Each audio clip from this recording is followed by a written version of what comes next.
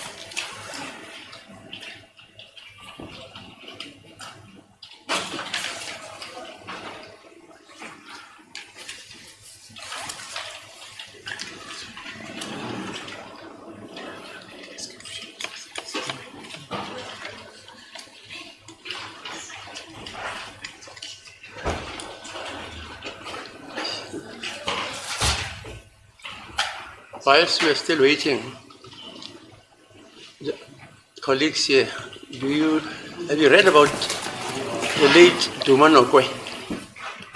I'm sorry, Malad. Have you read about Duma Nokwe, the late Duma Nokwe? Yes, Malad. What have you read about him? Well, firstly, he was counsel during those unfortunate years, Yes. who worked alongside other luminaries to defend the people who were charged under the security legislation. And I think he died in exile, and his remains were returned fairly recently to South Africa. Yeah. And it's got chambers named after him in Joburg. Yeah, that's it, yeah. Mrs. Wanze, what do you know about Duma Nokwe?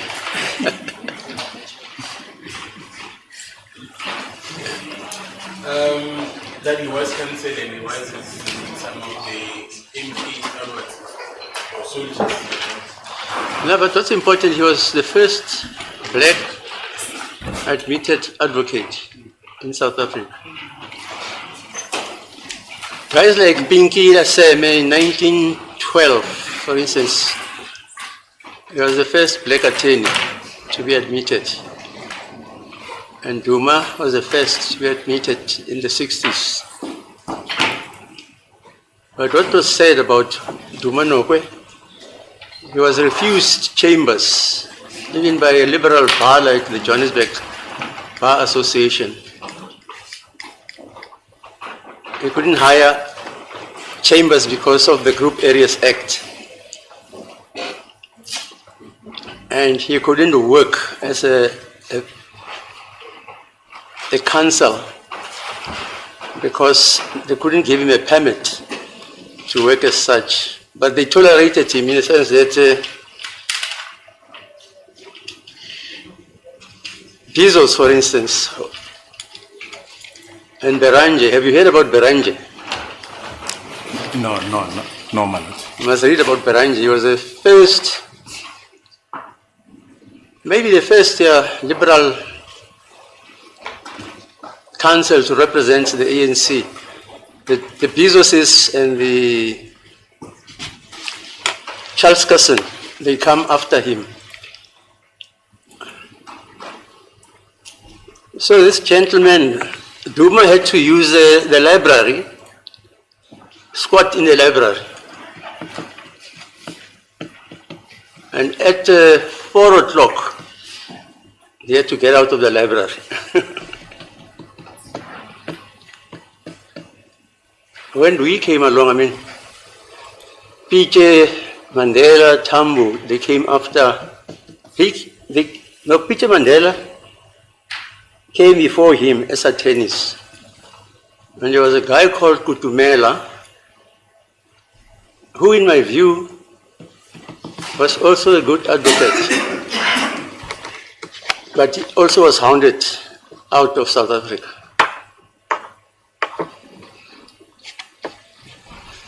But what's said about Dumanokwe, there was, at the Joburg court there was an iron plaque or statuette in commemoration of him. But as black people, we don't know about these things. We don't even think about it.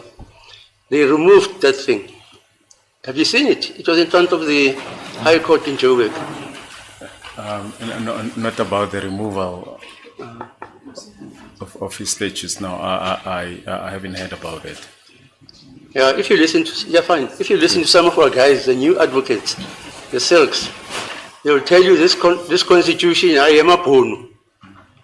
You know, Dumanokwe, Albi Sex, Oliver Tambo, and there was also an advocate called Zola Squaye, who was a brother of the Squaye who died recently as a judge of the High Court, I mean the Constitutional Court. So this constitution was drafted by those guys in Lusaka. But ignorant guys will tell you, Mandelo's things here, a constitution in a Codesa.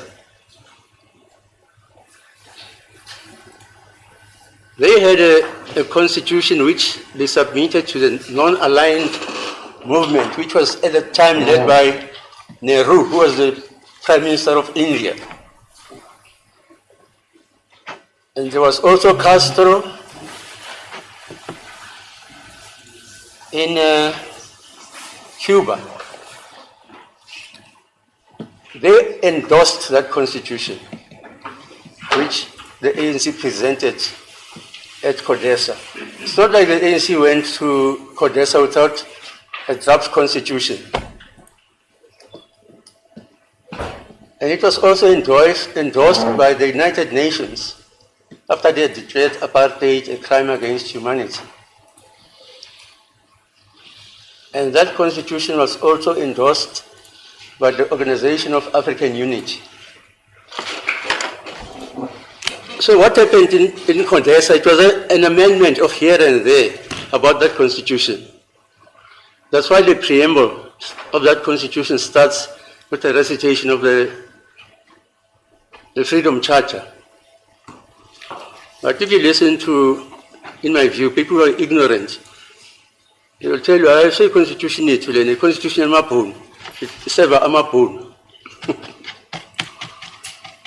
That's just an aside. So he played a major role in the drafting of that constitution, of the present constitution. Okay, all of around. Thanks for that free lesson in legal history. When we started, there were two entrances to the courts. One was for whites, like here. It demarcated the court into two. Whites on this side, blacks on that side. Even black practitioners couldn't use the main entrance, which was reserved for whites. And black practitioners were reserved a well, a position in the well, like we are sitting, to sit there alone. They were not allowed to mix with the whites. If you read about the case of State versus Piche, you must have read it. Yes, ma'am. 1955. He was an article clerk then, and he defied the magistrate who told him, you can't sit on the white side. And they convicted him because then there was no constitution like we have, which is based, the conduct of the attorneys were not governed by a constitution like Section 35, for instance. So when Peter died, this was one of the great things he did, was to bring an application to review and set aside the conviction of Peter.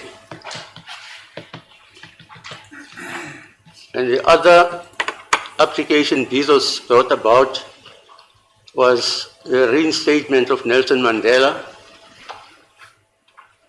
You know, he was struck of the roll, Mandela, for his political beliefs. Did you know that? Well, yeah, I suppose after the conviction in court, Yeah, right. that followed. Yeah. Okay. That's a bit of history. Okay, can we start? I think everyone is here now, my lord. Okay, yes, sir. Yes, Mr. Mnisi. You're still under oath, sir? Yes, my lord.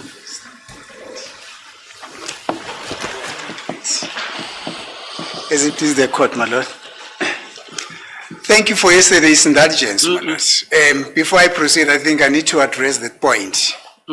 Yes, because I said I'll come back to it.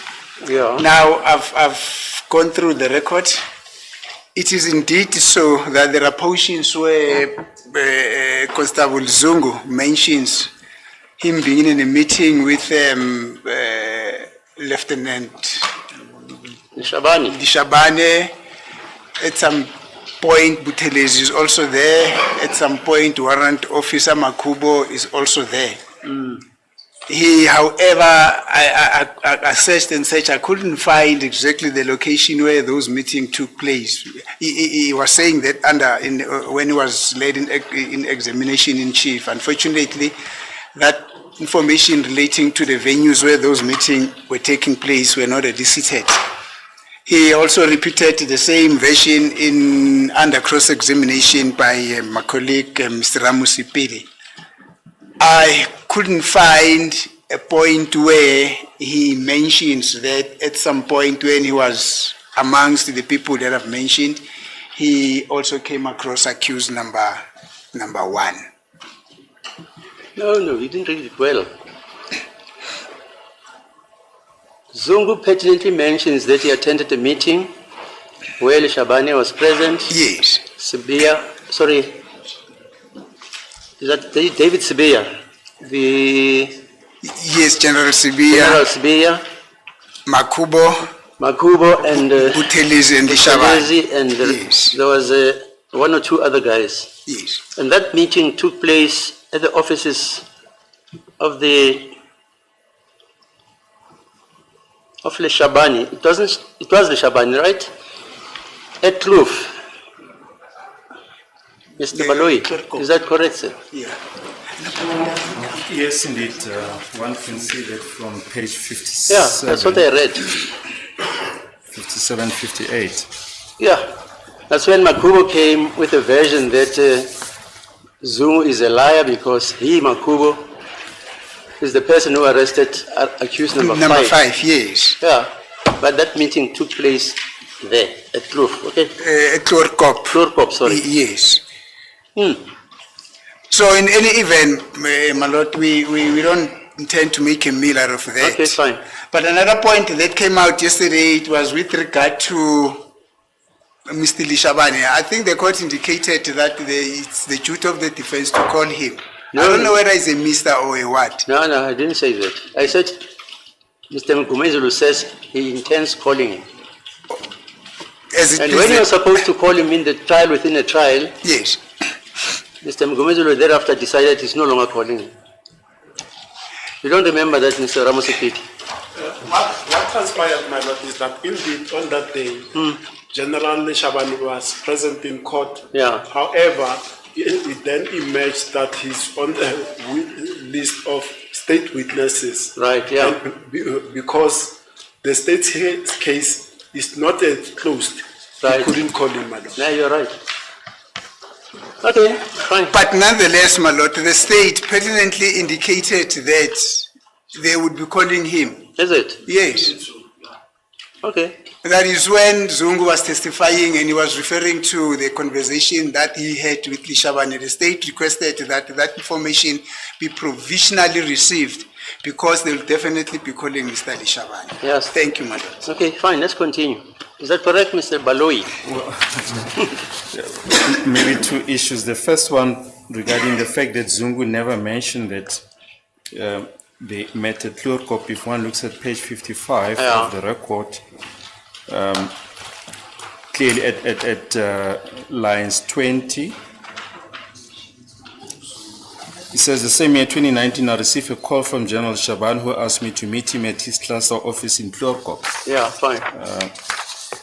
And regarding the issue as to whether the state is going to call General Shabani, initially we indicated, my lord, that he's on the list of state witnesses, Okay. but at a later stage we made it clear that we are not going to call him, and we intimated that we are making him available to the defense. Okay, fine. Thank you. Yes, Mr. Minister, let's proceed then. As it please the court, my lord. Otherwise, that is, it's not a big point. Thank you, my lord. Now, Brigadier, thank you, and good morning to you. Good morning to everyone, Minister. Thanks. Now, you made mention of the fact that, remember yesterday I said when you spoke about the presentation that you made to the office of the DPP, it would have been something that would have happened in the boardroom, you guys sitting around the table and you making an exposition of the investigation, and then you said, no, it was in the form of a memorandum, not so. Babingelela ke fakazi bathi ukhumbula khona njalo izolo ngesikhathi kade ummeli akhuluma ngodaba noma ngesikhathi bekakubuza ngodaba lwepresentation ukuthi ngabe mhlawumbi ke kade nihlele kanjani ukuthi umhlangano uyohlezi mhlawumbi kutafula kade nihlezi khona ke lapho ke bese wena kwabatshela malana nalokho kade unakho ke bese wathi wena cha kade kungasinjalo ke lapho ke kade wena ubhalile uhlelo balubiza ukuthi memorandum. That is correct, my lord. Athi yebo kuyiqiniso lokho. Now, thank you, Brigadier. Now,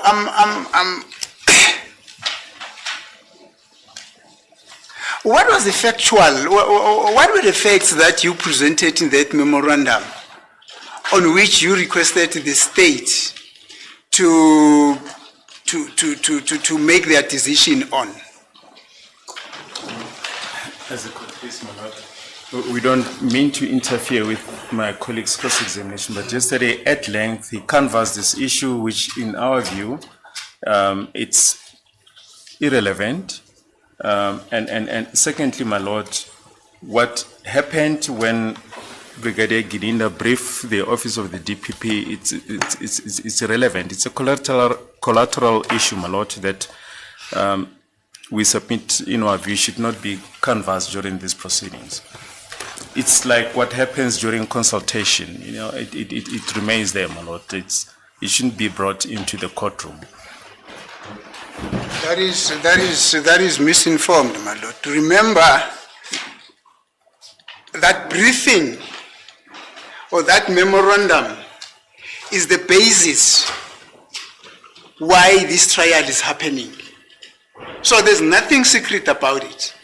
It could have formed the basis why these accused persons were ultimately arrested and charged with the offenses that they were charged with today. So there's nothing irrelevant on that. Yes.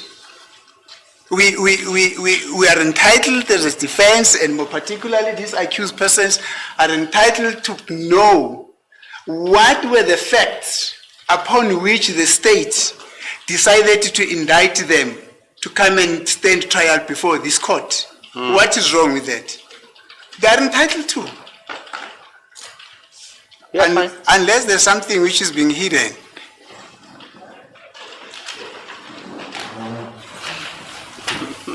Dr. Zibana has just reminded me, my lord, that the late Mr. Mgomezulu made Brigadier Gininda to read through his affidavit on which the application for a warrant of arrest was based. So the information is already before court, my lord.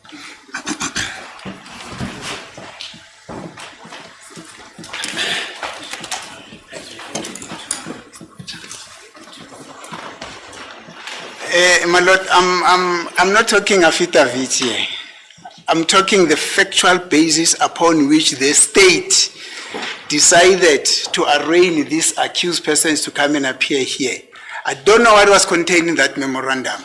All that I want to get from this witness, who is the lead investigator on this court, what is it that, what were the facts that he laid before the state on which he requested the state to make a decision on, which later on then the state indeed took a decision to arraign these people, this accused person to come and appear here before court.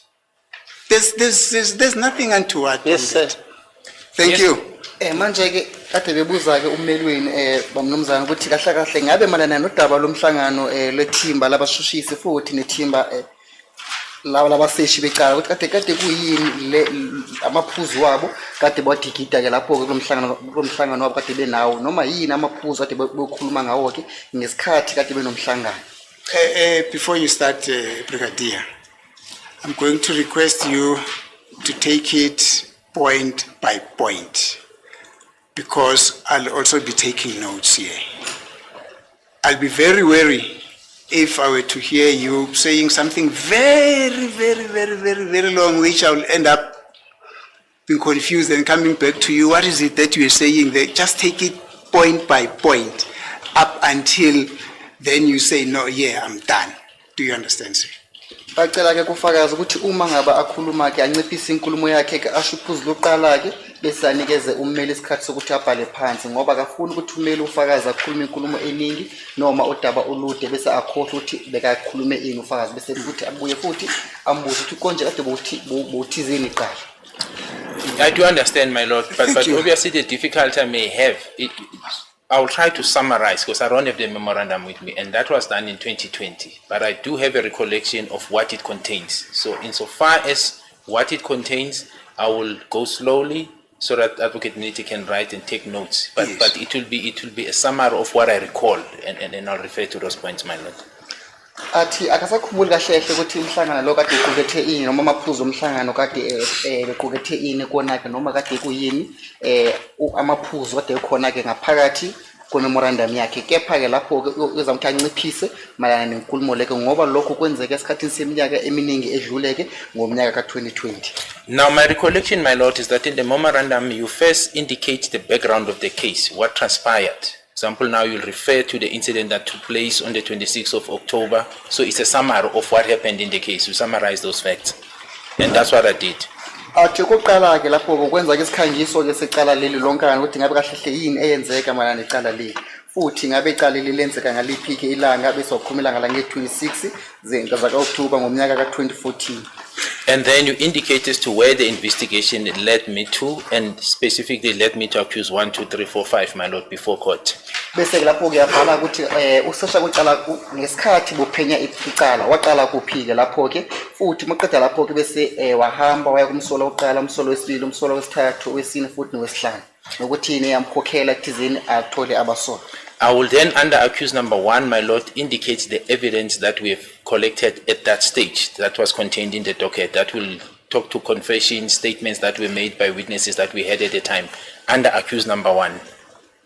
Futhi athi ngaphansi komsolo oqala ke lapho ke kunodaba lweyitatimende ke zofakazi kade beyitholile futhi nodaba lama confessions malana naye ngoqondile noma ngokhethekile. Just a second.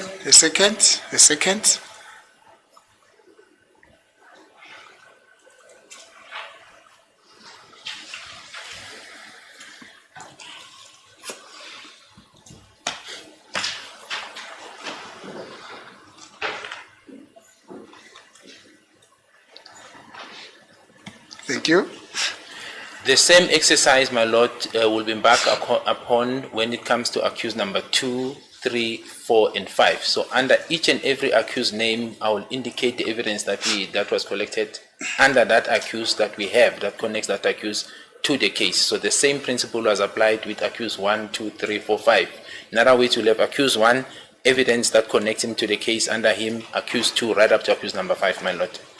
Athi lapho kade benofakazi ke obukhethekile noma ufakazi lo ufakazi kade bobaqhumanisa ke nomswala wokuqala futhi uhlelo lwabo balenza kubo bonkana ke abasola ngesikhathi kade benofakazi kade benabo ke lapho ke. I'm sorry, Brigadier, those are not facts. I'm going to request the court that if needs be, you go get your memorandum that you submitted to the DPP and then it be made available to us and then we work on it. Because now I don't know what evidence are you saying you had in respect of accused number 1. I don't know what evidence you're saying you had in respect of number 2. But then you're saying that is then the process that I also embarked upon. I want facts, which you presented to the state. Athi lapho akazwisisi kahle ke mnumzana njengofakazi ukuthi ngabe kahle kahle yini le kade unayo ke malana noma amaphuzu ofakazi kade unawo ke malana nomsola uqala futhi nomsola wesibili uma ngaba uthweke na wena ninake nenza ke uhlelo olufanayo ncamashi noma uhlelo olulodwa ngesikhathi kade nebathwesa amacala noma ngesikhathi kade niphenya icala. Issues such as the memorandum or the summary of the case by the investigating officer are filed in the B section of the docket and are privileged. They've got nothing to do with the information that is contained in the A section of the docket. We submit, therefore, my lord, that the defense is not entitled to, not that there's anything to hide in the memorandum, just the issue of legal principle. They are not entitled to information or documents that are filed in the B section of the docket. But secondly, and more importantly, counsel says he wants facts. The facts have been presented before court by way of affidavits.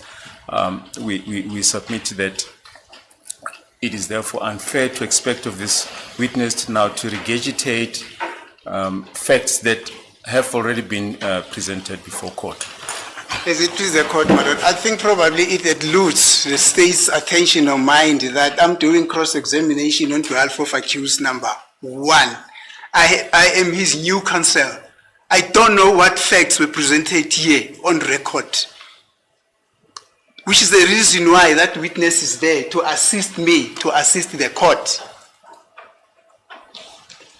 But again, I emphasize, my lord, there is nothing privileged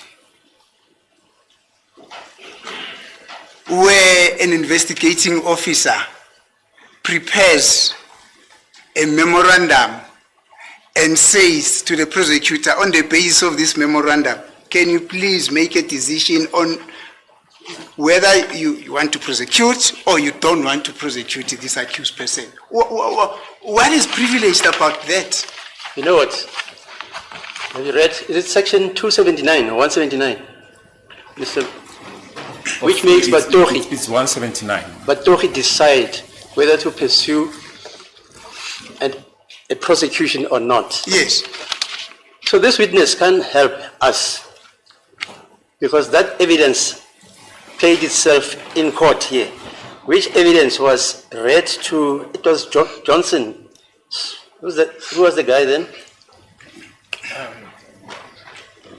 The guy who used to call Sean the Sheepman.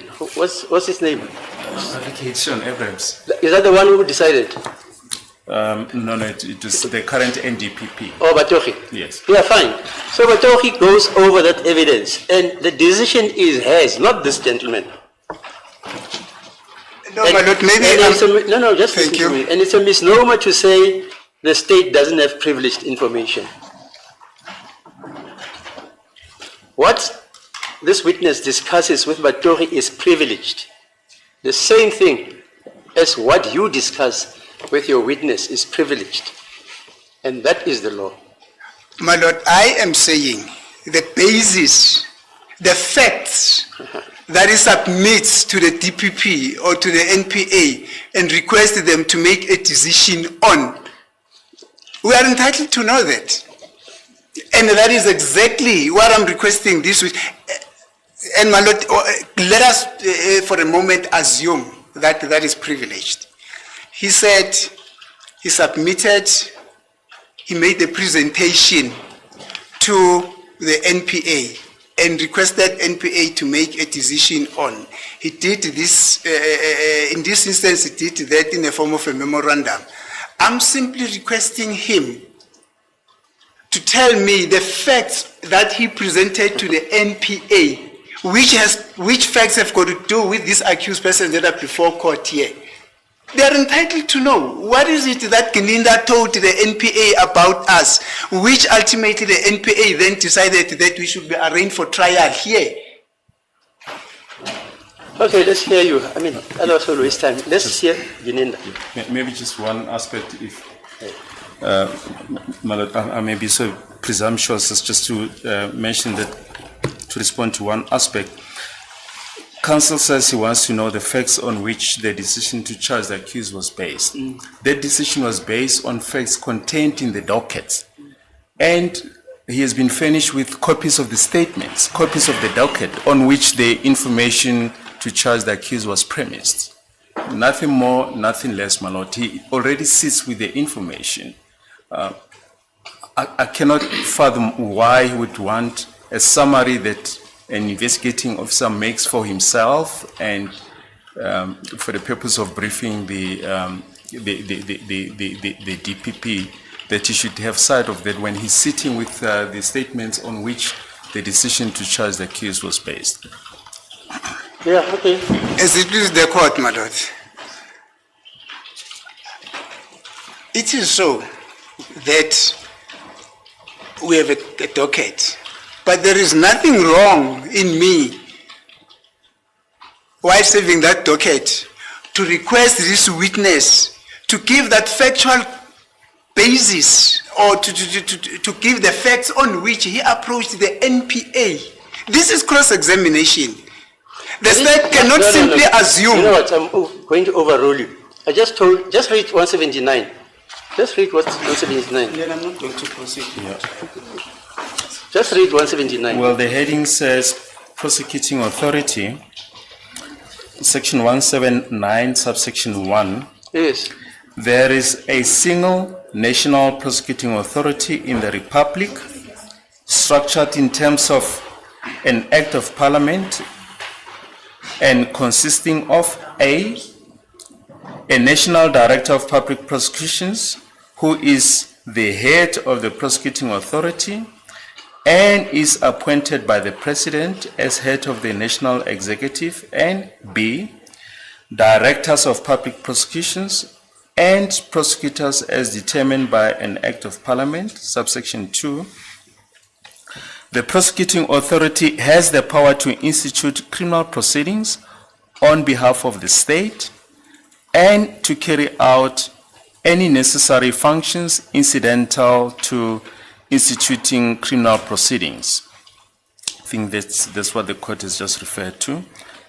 Subsection 3, national legislation must ensure that the Director of Public Prosecutions, subsection A, are appropriately qualified, B, are responsible for prosecutions in specific jurisdictions, subject to subsection 5.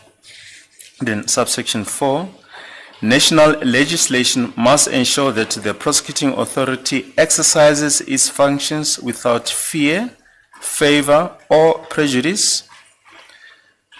Subsection 5, the National Director of Public Prosecutions, A, must determine with the concurrence of the cabinet member responsible for the administration of justice and after consulting the directors of public prosecutions, prosecution policy, which must be observed in the prosecution process. B, must issue policy directives which must be observed in the prosecution process. C, may intervene in the prosecution process when policy directives are not complied with.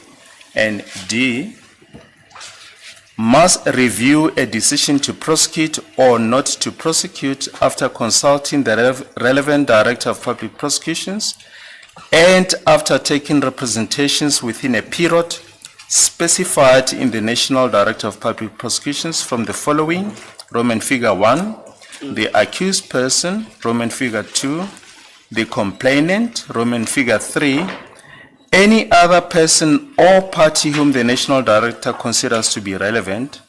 Subsection 6, the cabinet member responsible for the administration of justice must exercise final responsibility over the prosecuting authority. And lastly, subsection 7, all other matters concerning the prosecuting authority must be determined by national legislation. That is the sum total of section 179. Yeah, you can answer that if you think you can. But what the law says, there has got to be litis constantatio before a person can be charged in a court of law. In other words, the accused himself must plead. And when he pleads not guilty, then that is the commencement of the case. And if the accused or his counselors believe that these charges are frivolous or they are brought for a malevolent reason, then it brings an application to court for the judge to decide whether in fact there is evidence, prima facie evidence upon which a person may be charged. So even Batohi doesn't just read. He inspects the docket, he goes to the law because this is what guides him. And only after that does he charge a person. And the law specifically says a director of prosecutions may not charge a person if there is no sufficient compelling reason. Okay, you can answer Mr. Nisi if you are able to. That's what the law says. May I just assist the court, my lord? No, you don't assist me, please. I've told you what the law is. Don't assist me. No, I'm not. If I'm wrong, take me on appeal, take me on review, fine. But I'm saying this witness, you can cross-examine him on that very aspect. Thank you, my lord. Thank you. Thank you, Brigadier. I said I'm requesting the facts that you presented to the Office of the Director of Public Prosecutions, on which you are requesting them to make a decision on these accused persons. Thank you. You say, in respect of accused number 1, you had evidence of a confession, you had evidence of a pointing out, you took statements from witnesses, and what else? Bayacela ukuthi azike lapho kakade bekhuluma malana nezomthetho ke ngesikhathi malana nenkulumo kammeli le bayiqhamukisileke bese umnomzana advocate Bhalo bese wafunda ke malana nesigaba lesi somthetho esahambisana nalo daba lo kade inkosi enkantolo idikida ke futhi nommelweni ke lapho ke bese inkosi enkantolo athi kulungile ke ummeli angaqhubeka abuze ke lo mbuzo ke lana ke uyamvumela ke ummelweni ke manje ecela ukuthi ufakazi ke aphendule ke malana nodaba lo kade noma malana amaphuzu la kade anawo ke amaphuzu lawo ke lapho na ke amlekelele ekuthizeni bakhona begcina kuthwesa ke umsoro oqala ke icala lapho ke bese wakhuluma ngodaba lo confession udaba lama statement ofakazi futhi udaba lokuthi kade ikhonjiwe yena ke lapho. My lord, so with greatest respect, previously, even on the trial, within trial, and subsequently on the trial, when I was busy, particularly under cross-examination, I dealt with the evidence that connects all the accused.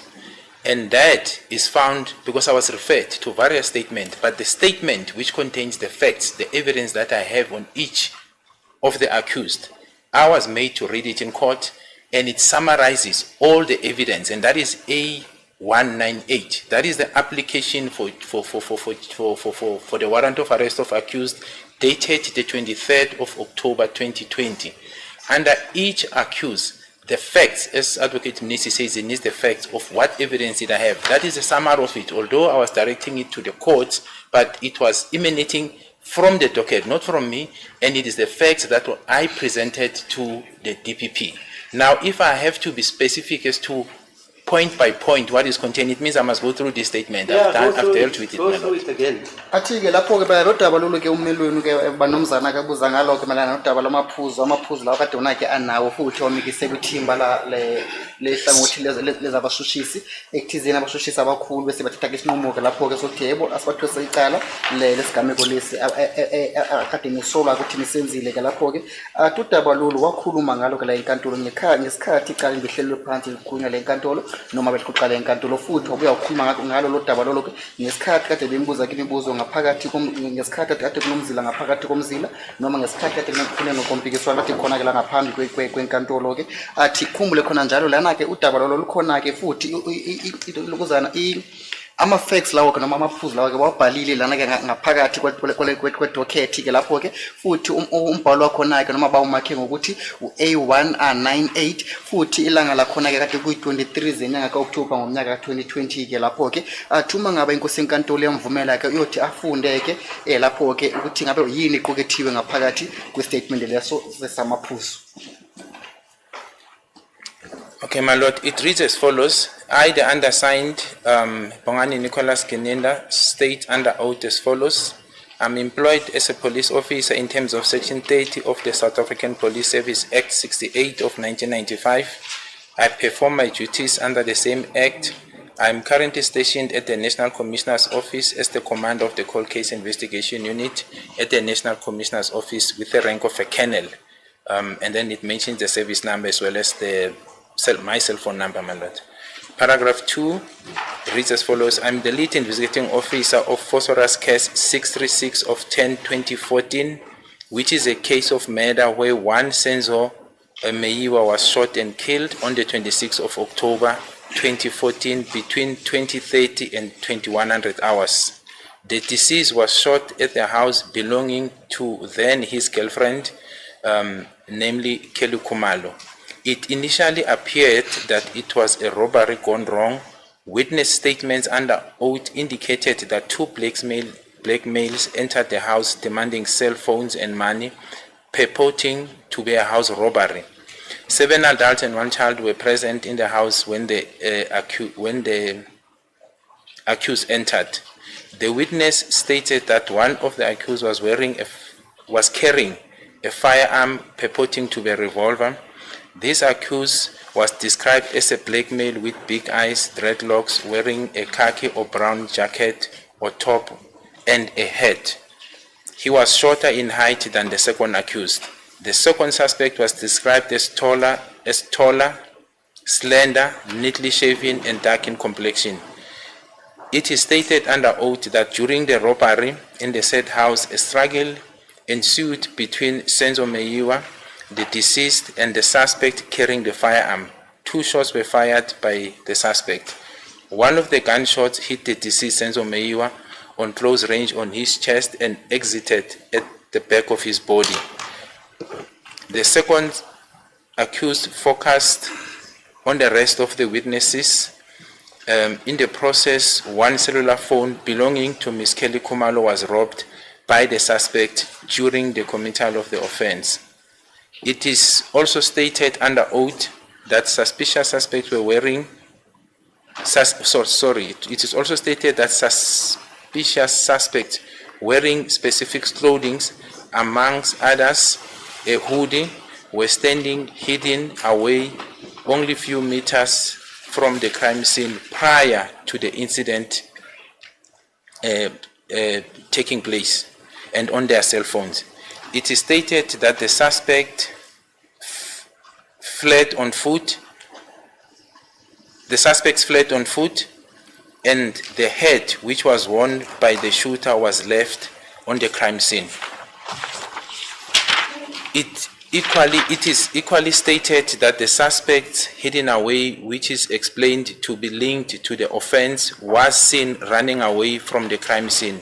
Identikits were compiled through witnesses of these suspects. The victim was rushed to the hospital by the witnesses who were in the house. However, he was declared dead on arrival at the hospital. The incident took place between 20:30 and 2100 hours. The deceased was declared dead on arrival at the hospital on 21/15. Paragraph 3. Investigation revealed that the cell phone which was robbed was picked up through a cell phone towers until the signal was lost covering the area of Phosphorus area. The said cell phone was never recovered to date or even switched on again. The evidence explained hereunder will indicate that the planning of the offense and gathering after incident took place at Phosphorus Hostel. Investigations which resulted in evidence under oath revealed that the victim was murdered as a contractual assassination or hit rather than the robbery or robbery gone wrong. Evidence under oath revealed that 5 suspects actively participated in the planning and execution of the contractual murder of Senzo Meyiwa. Thank you, hold it No, there. please, let him finish. You asked the question, let him finish. But my lord, I'm busy No, no, taking no, no. notes as well.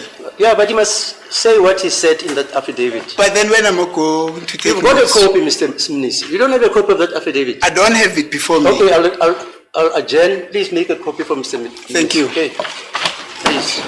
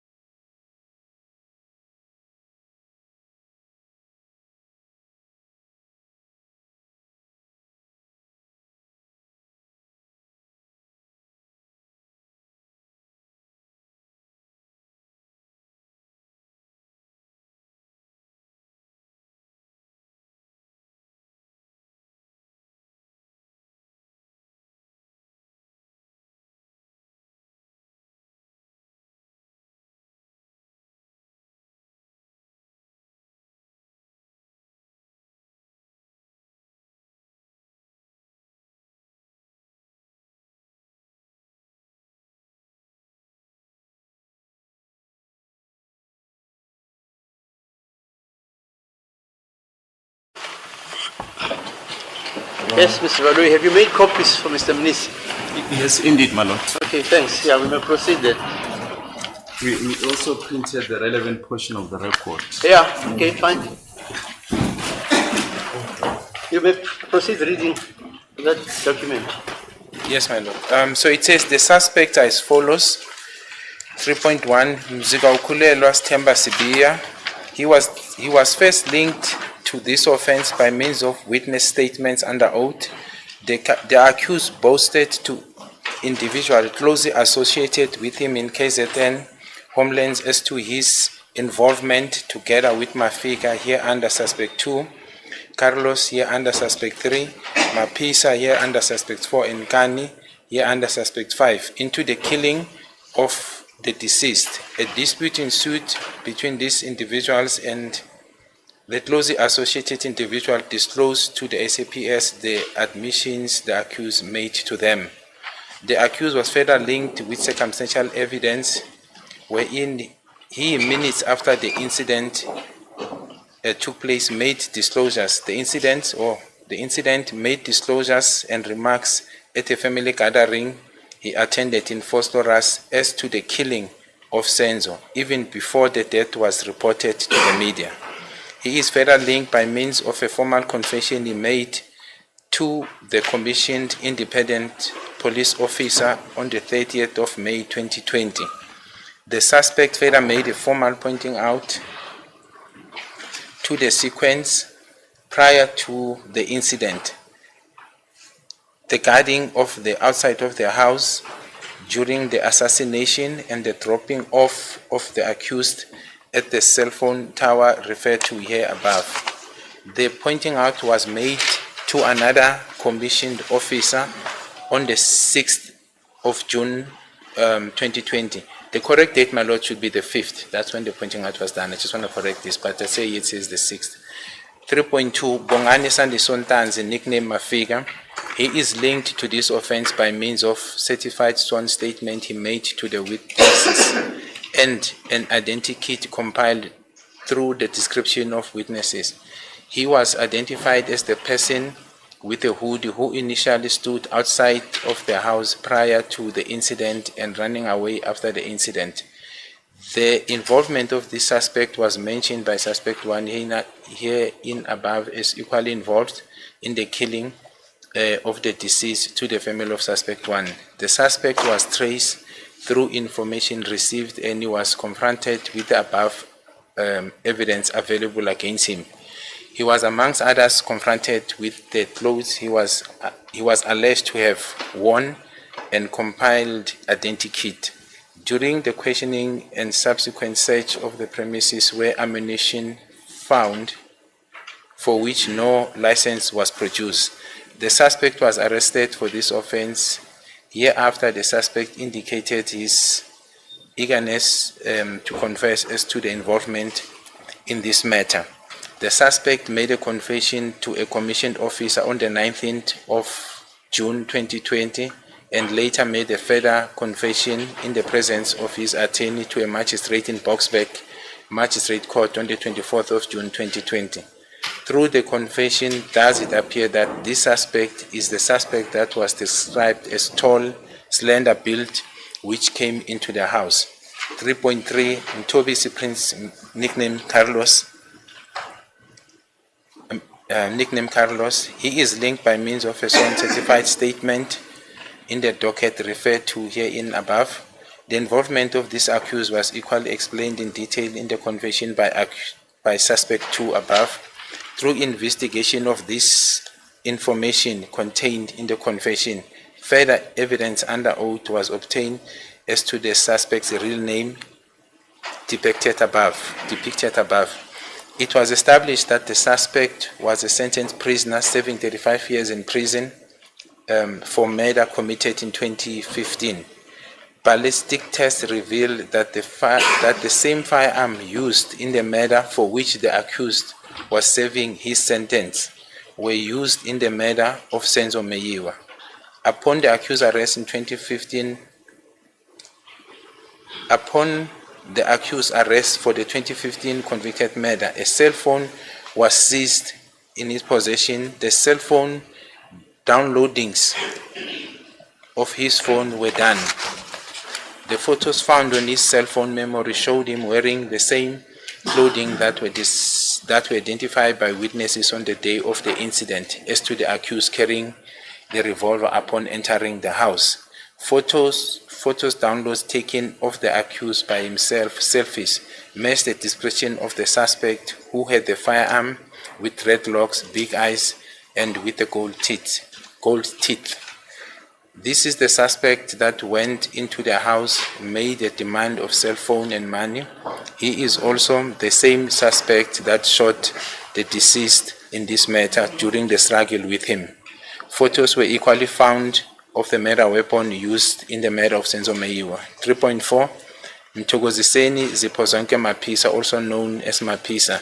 The suspect is linked to this offense by means of certified sworn statement referred to herein above. He is further linked by means of confession he made to a private person, open bracket, a close friend, close bracket, about his involvement in this matter. The confession came about in that this suspect requested this private person to establish the reasons why suspect Mafika was arrested. The information disclosed was that the suspect Mafika was not only arrested for ammunition but also for the Meyiwa murder. Upon the private person return disclosing this information to suspect Mapisa, did Mapisa instruct the private person to return to and inform suspect Mafika not to disclose his, that is now Mapisa, his involvement, as he, Mafika, will be assassinated. It was during this discussion that the suspect Mapisa confessed to the private person his involvement in the matter. Investigation revealed that the role of this suspect was to guard any unexpected people who may come in or outside the house. He was also armed with a small firearm. 3.5. Sifogu Nkani Ntuli, also known as Nkani. The suspect is linked by means of a sworn statement by witnesses referred to above. He is linked to a car that was used as a getaway vehicle, which is a silver VW Polo. Evidence also revealed that he drove the car with the suspect to the crime scene and back to Fosora's hostel after the incident. His role was to remain and guard the vehicle, guard the getaway car during the commission of the offense. The confession of Mafika, insofar as the usage of the vehicle refers to, is supported by independent witnesses confirming that this accused was seen driving the said vehicle prior to and after the committal of the murder in the company of the referred suspects above. The above suspects are also known to be hitmen for taxi wars. The said suspects were traced and found on different locations and occasions where they were warned according to their constitutional rights in terms of Section 35, Act 108 of 1996 by me, and questioned for this incident. Some of the suspects made confession to independent commissioned police officers as well as magistrates as indicated above. Others made confession as they were showing off to private persons who were well known to them after the incident, but on different occasions as well. Paragraph 4. Evidence by means of sworn, corroborating, and independent witness statements establishes a causal link between the offenders and the offense of murder, robbery with aggravating circumstances, possession of unlicensed firearm, and the unlawful possession of ammunition. The Director of Public Prosecutions, Gauteng Division, on a directive of the National Director of Public Prosecutions, instructed, after careful consideration of the presented evidence, that the above 5 suspects in paragraph 3 must be arraigned for murder, robbery, and with aggravating circumstances, as well as possession of unlicensed firearm and ammunition. The instructions are attached with this statement as BNG1. I hereby apply for the warrant of arrest for the following suspect as indicated,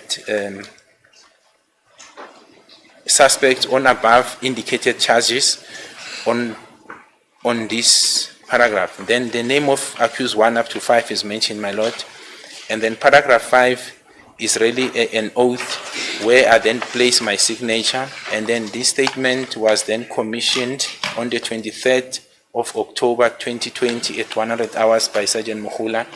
Then the BNG1 that I refer to, my lord, it's a document from the National Prosecution Services, Director of Public Prosecution, Gauteng Division, Pretoria. That's what it says.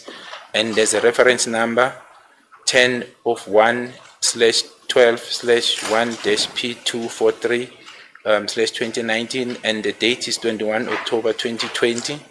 Then it says Senior Prosecutor, Private Bag, Box Bag 41460. The state versus M. Sibia and others, Phosphorus case 636 of 10/2014. Then it reads as follows. The Director of Public Prosecutions remarks as follows. 1. In terms of Section 75 of Act 51 of 1977, I have decided to arraign the accused Muziga Ukulela Stemba Sibia at Muzindo, Bongane Sandison Tanzi at Mafiga, Mtobisi Prince Mnube at Carlos, Mthokoziseni Mapisa, Sifokuhle Nkani Ntuli Sifiso at Nkani, in the High Court on the following charges. 1.1 Murder, read with provisions of Section 51, open bracket 1, close bracket, Act 105 of 1997. 1.2 Robbery with aggravating circumstances as defined in Section 1, Act 1 of 1977, read with Section 51 of 1 Act 105 of 1997. 1.3 Contravention of Section 3 Act 60 of 2000, open bracket, possession of firearm. 1.4 Contravention of Section 90 Act 60 of 2000, and that is possession of ammunition. Paragraph 2. You must request the magistrate to refer the accused for trial in the High Court on the said charges. 3. The magistrate must be requested to obtain the following information from the accused and to record it. 3.1 Whether they will arrange for their defense or whether they want legal aid defense. 3.2 Whether they want the state to subpoena any witnesses on their behalf. If so, the names and addresses of such witnesses must be furnished. Paragraph 4. If the accused are to be released,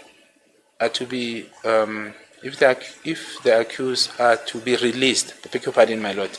If the accused are to be released on bail or have been released, the magistrate must be requested to include the condition referred to in Section 52,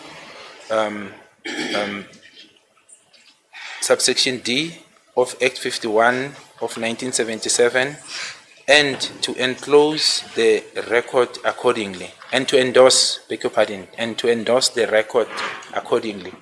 5. The following document is prescribed by Section 144, subsection 3 of Act 51 of 1977 in terms of Section 144, subsection 1A and 2 of Act 51 of 1977 will follow. Notice of trial, indictment of accused, summary of substantial facts, list of witnesses.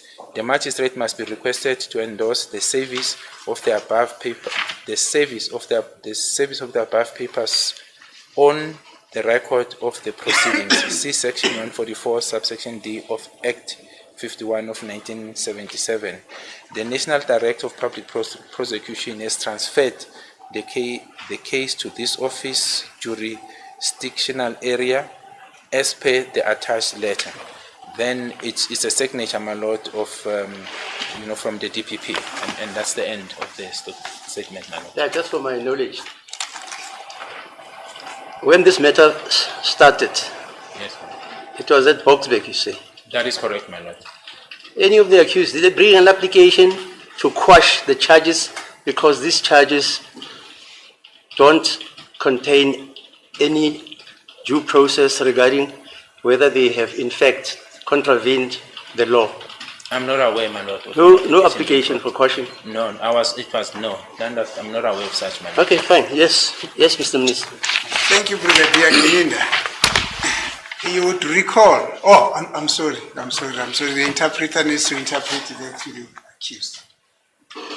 Lana ke incwadi ke kade ihlangothi le ufakazi bekakhuluma ngayo ukuthi khona kade bebhalele ke ihlangothi labeshushisi ke khona kanjalo ke uyasho ukuthi yena ke ubaba ke noma umnumzana ubongani Nicholas Gininda uyena obhalile ngaphansi kwesifungo futhi ebhala isebenzisa kolimi lesingisi ke lapho ke uyasho ukuthi yena ke lapho kusebenza ngaphansi kweziphoyisa noma usebenzele isiqashiwe esiphoyiseni ke lapho ke ngaphansi komthetho ke lapho section 30 kwala iningizimu Afrika ngaphansi kweziphoyisa ke lapho ke Act 68 of 1995 uyasho khona ukuthi yena ke wenza kumsebenzi wakhe nona obhaliwe khona ngaphansi kwesifungo lesi futhi uyasho ukuthi khona ukuthi usebenza ngaphansi kwamovisi wama commissioner ke lapho ke futhi nake uyena ku commander welicala leli noma uyena kumseshi omkhulu kunothi icala leli noma uyena kumholi wabaseshi welicala leli futhi ngesikhathi lisa bhala lokhu ke kade esebenza ngaphansi kwekuthi yena kade ku kernel lapho ke futhi inombolo zakhe uyibhalile inombolo zokusebenza kwakhe khona ngalapha ke futhi inombolo zocingo lakhe zikhona khona ngalana ke lapho ku paragraph 2 yasho khona njalo ukuthi yena ke uyena ke umholi ke wethimba labaseshi ke ngaphansi kwecala leli lase Phosphorus case 636/10/2024 la khona ke yasho khona njalo ukuthi yena ke la kade research ke noma kade phenya ke icala lokubulawa komuntu abambiza ngegama lokuthi ke uSenzo Meyiwa owadutshula bese wabulawa noma washona ke ngelanga la nge-26 ngenyanga kaOctober ngomnyaka ka2014 phakathi kwesikhathi saka 8:30 ntambama kuze kushaya ihora la ka9 ebusuku ke futhi asho ukuthi umufi khona lapho ke wadutshulwa ngesikhathi kade kungena ngesikhathi noma wadutshulwa ngaphakathi komuzi wentombi yakhe kade beyibiza ngegama la kaKheli Khumalo noma igama lentombi yakhe kade uKheli Khumalo uyasho khona ukuthi ngesikhathi kade kusenzeka lokhu ke lapho ke kwatshengakala ngokuthi kade abantu bezobamba ke inkunzi lapha kubamba inkunzi kwabo ke bese kwangahambi kahle ke lapho ke futhi aqhubeka uyasho khona ukuthi yena kubhalile lokho ngaphansi kwesifungo ebhala lokhu mayelana nodaba noma udaba olubhaliwe lapho ukuthi kwangena ke abalisa ababili kulomuzi loyana ke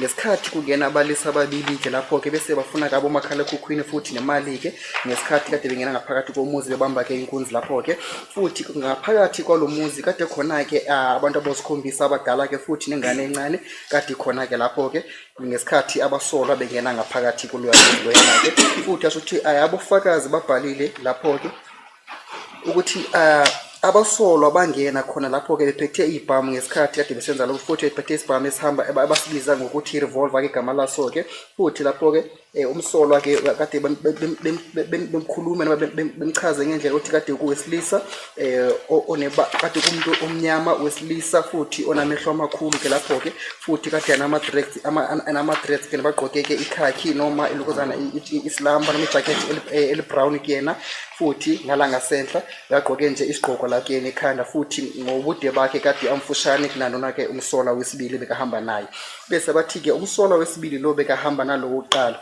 uma bona bemchaza indlela bemchaza ngayo ukuthi kade kuumuntu omude futhi onomzimba onciphile lapho ke benake bekade engenazo indevu kena ke futhi ngokumbala kade enombala omnyama ke kena ke futhi uyasho khona ukuthi lokhu kubhaliwe ngaphansi kwesifungo ngesikhathi kade kusenzeka lokhu ke kulomuzi lona elikhulumile ngawo ke ukuthi lokhu kwaqhamuka noma kwenzeka ngesikhathi kade beqambulisana ke lapho ke phakathi kade khona qambulisana phakathi kwaSenzo Meyiwa futhi okuyena ke umufi kulecala leli ke futhi nalabalisa noma nomlisa lo kade aphethe isibhamu lapho ke kulaba ababili kade bengenile bese lekumlisa lo wadubula amahlandlo amabili ke lapho ke edubula khona ngaphakathi kulomuzi loyana ke uyasho ukuthi khona kanjalo ke bese ngesikhathi kudutshulwa ke inhlamvu yoqala kade bedubula eduze no Senzo Meyiwa bese yamshala esifubeni ke nake ngesikhathi imsha esifubeni la ngaphambili bese yaphumela ke nake ngemuva la emahlombe akhe ke omzimba basho khona ukuthi ngesikhathi kade kusenzeka lokhu ke umsola wesibili yena ke bathi aqinize ebheke yabofakazi kade bekhona lapho ngaphakathi kweleli khaya futhi bekavele phethe umakhala ekhukhwini lo umakhala ekhukhwini kade kumakhala ekhukhwini ka Miske umama uKheli Khumalo lapho ke ngesikhathi kade bebamba inkunzi lapho ke kulomuzi lo yana ke ngesikhathi kade kusenzeka lobugebengu noma yebo ngesikhathi kade kusenzeka ubugebengu lobo ke lapho ke futhi waqhubeka washo khona nje ukubalile ngaphansi kwesifungo ukuthi besona abantu laba ukuthi bagqoke ingubo ezinjani ke ngesikhathi kade benginile lapho ke bagqoke ke hoodie bona ke futhi omunye bekame ngaphandle eqhelele kancane kunendawo yesigameko ngesikhathi kade kusenzeka ngaphandle ukuthi kwenzeke lokhu ke futhi bese wathola ke lapho ke ngesikhathi bazama ukuthola ke ucingo lwakhona ke lapho ke basho khona ukuthi abantu laba balile ngaphansi kwesifungo ukuthi bese baphuma ke bebahamba ngenyawo ngesikhathi bephuma ngenyawo begijima lapho bese kwasala ke isigqoko sabo sasalo muntu kade adubulile khona lapho ke le ndawo yesigameko mayiqhubeka ke futhi ihamba ibheka phambili yasho khona njalo ukuthi lokho kubhaliwe ukuthi abasolwa ke ngesikhathi kade kusenzeka lokhu ke kade abanye ke labo kade behambisana nabo kade beyifihlile ekuthizeni bangabikho duze nale ndawo leyana ke bese bona bathatha ke amakhithi ke noma ucwaningo lwamakhithi ngesikhathi lwabafakazi ngesikhathi kade kusenzeka lokhu oqhamuka kubasolwa labo kade bengena lapho ke bese ke bathi ke umuntu walimala kubamthatha bamgijimisela ke esibhedlela ngesikhathi bemthatha kulomuzi lo yana ke ngesikhathi bamgijimisa esibhedlela kepha ke ngesikhathi befika ngesibhedlela bese babatshela ukuthi sekashonile ke ngesikhathi kade kusenzeka lokhu kwenzeka phakathi kwa 8:30 ntambama kuze futhi kushaya ihora la ka9 ebusuku khona ke njalo ke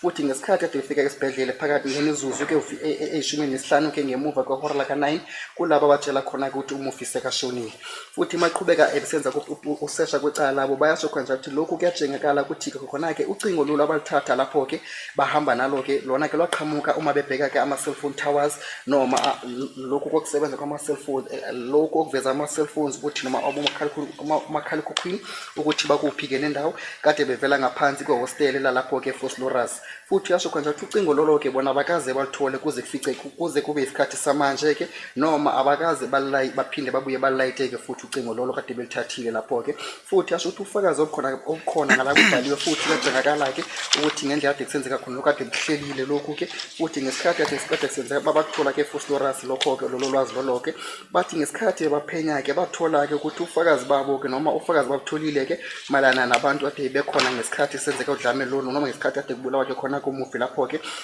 kade basho khona ukuthi lokhu noma abantu laba kade bephethe ibhamu futhi bashaya lobugebengu babo njengokuthi kade beshaya bebamba inkunzi kepha kubamba inkunzi kwabo akaze kuhambe kahle ke lapho ke futhi basho ukuthi banofakazi malana nabasola bo bahlanuke lapho futhi ufakazi khona babhalile futhi wachaza kahle ngenzansi ke ukuthi lokhu kade bebulala khona ke lapho ku Senzo Meyiwa futhi yaqhubeka yasho khona ukuthi amagama wabasolwa ke la alandelayo 3.1 lapho ke bayasho khona ukuthi lapho ke muzika ukhulelwa Sithembe Sibiya ke bathi yena ke oqala lapho kuxhumaniswa nelecala leli futhi kunofakazi ubhaliwe noma istatement ezibhaliwe ngaphansi kwesifungo la bayasho khona nje ukuthi umsolo wakhe nake uqhamuka futhi nabanye futhi aqhelene nabo ke noma seduze nabo ke baqhamuka endaweni eyodwa nesigodini ngaphansi kwesigodi sisodwa lapho kwindawo KZN futhi yena kade wambiza ngegama lika Mafika ke noma uxhumane noMafika lapho ke noma kade hamba noMafika yebo bekahamba noMafika lapho ke ukumsola wesibili kulecala leli uMafika bambiza ukuthi uCarlos lapho ke futhi yasho kwenza ukuthi owesithathu bambiza ukuthi uMaphisa ke lapho ke futhi owesine kumsolwa bambiza ukuthi uNkanike lapho futhi owesihlanu kumsolwa ke lapho ke naye ukhona ngalana ke futhi kulokubulala lokhu ke kukamufi lapho ke futhi washo ukuthi lokho akuphikisiwe ngesikhathi noma akukho ukuphikiwe ukuthi ngesikhathi kade kusenzeka lokhu ke balana nalabantu bodwana noma bonkana labakhe ngesikhathi kade ithimba lesiphoyisa lithola ke ulwazi lonke futhi noma lokhu kade likutholile ke lapho ke futhi yasho konje ukuthi uma iqhubeka khona njalo sokhona lapho ke ukuthi abantu abaxhumanisa ngofakazi ukukhethekile noma ufakazi okade ubutholakele lapho ke obuqhamuka kulomuntu abantu kade bekhona ke futhi lapho noma kule mindeni noma kulomhlangano womndeni kade ukhona ke lapho Fosloras ngesikhathi ekhuluma ke esithena ke uyazi ukuthi ke uSenzo sekashonile ngaphandle ukuthi ke lezo ndaba lezo ke zithole ke intatheli bese batshele ke intatheli bese intatheli zitshela ke umphakathi lapho ku media house noma kuintatheli noma kumibukiso noma mhlambi kumsakazo ke lapho ke uyasho khona njalo ukuthi lapho okubhalile lokhu ke kubhala ngaphansi wana wakhuluma futhi obekhuluma ngaphansi kwe-confession le ayenza ke futhi komuntu kwiphoyisa eliyimele ngelanga lange-30 zakaMeyi ngomnyaka 2020 futhi uyasho kwenza ukuthi umsolwa ke lapho wahamba futhi bese wakhomba ke leyo lezinto ngendlela ke ezenzeka ngayo ke ngesikhathi kade bemphelekeza bemgadile ngala ngesikhathi lapho kulomuzi leyana ke futhi ngesikhathi befika lapho ke bese wakhuluma futhi ucingo ngodaba ukuthi kwenzekani ke ngalo ke lapho ke bese yaqhubeka futhi yasuke nawakhomba konke lokho ungekade ekhomba kade ekhomba ngaphansi koCommissioner wezesiphoyisa ngelanga lange-5 zenyanga kaJune ngomnyaka ka-2020 bese lapha ku-3.2 wabhalile mayelana nobongani Sandiso Ntanzi-ke onegama abambiza ngalo-ke lokuthi umafika ke igama lakhe-ke bathi yena kuyaxhumana nalo daba lolu ngembangela ukuthi kade khona noma ngenhloso ukuthi kade khona ke i-statement ekade zithathiwe zibhaliwe-ke lapho-ke abofakazi-ke lapho-ke futhi nale kit kade bethathile begcwalisile besebenza cwaningo layo kumalana nodaba labafakazi noma udaba lofakazi ke lapho ke ngeli yasho khona ukuthi lo muntu bambhalile khona lapho ke ukuthi uyena kade agqoke ke ihudi lapho ke futhi kade eme ngaphambi ukuthi angene ngaphakathi kulomuzi noma ngaphambi ukuthi kwenzeke isigameko ngaphakathi kulamuzi bese ngemuva kwalokho bese bagijima ke bonkana bahamba ke lapho ke futhi yasho ukuthi ke isikhangiso sidlalile lapho ke umsola obhaliwe lapho ke kade aphelekeza umsola uqala ke lapho ke obhaliwe la kule nkulumo noma incwadi ke lapho ke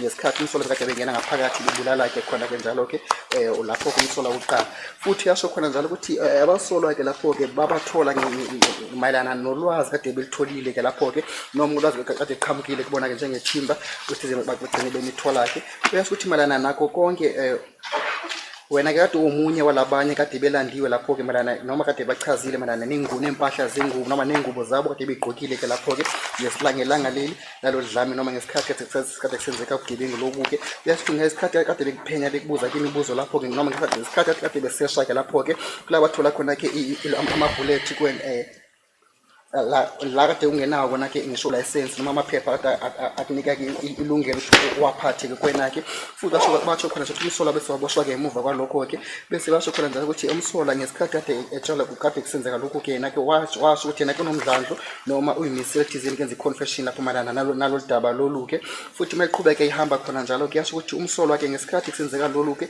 yena ke wakhuluma nephoyisa ke elimele ngelanga lange-19 zakaJune ngomnyaka 2020 bese ngemuva kwalokho ke wenza ke confession ngesikhathi esenzeka lokho ke kade kwenza phambi kommeli futhi kade esenza lokho ke phambi kommeli kwinkantolo encane lapho ke Bosbeck Magistrate Court ngelanga lange-24 zakaJune ngomnyaka ka-2020 futhi mangabe iqhubeka ihamba phambili yasho khona njalo ukuthi ngemuva kwale confession yakhe bese waqhamuka ke umsolo wakhe watshela ke malana nodaba lakho yena uyena kade akhona ke emude lapho futhi nomzimba omncane owangena ngaphakathi kulomuzi ke lapho ke malana nodaba la ka-3.2 malana nodaba la ka-3.3 khona ke lapho ke kubhaliwe khona ke malana Mthobisi Prince Ncube ke onegama noma obizwa ngegama la Carlos ejwayelekile ke uyasho khona ukuthi yena ke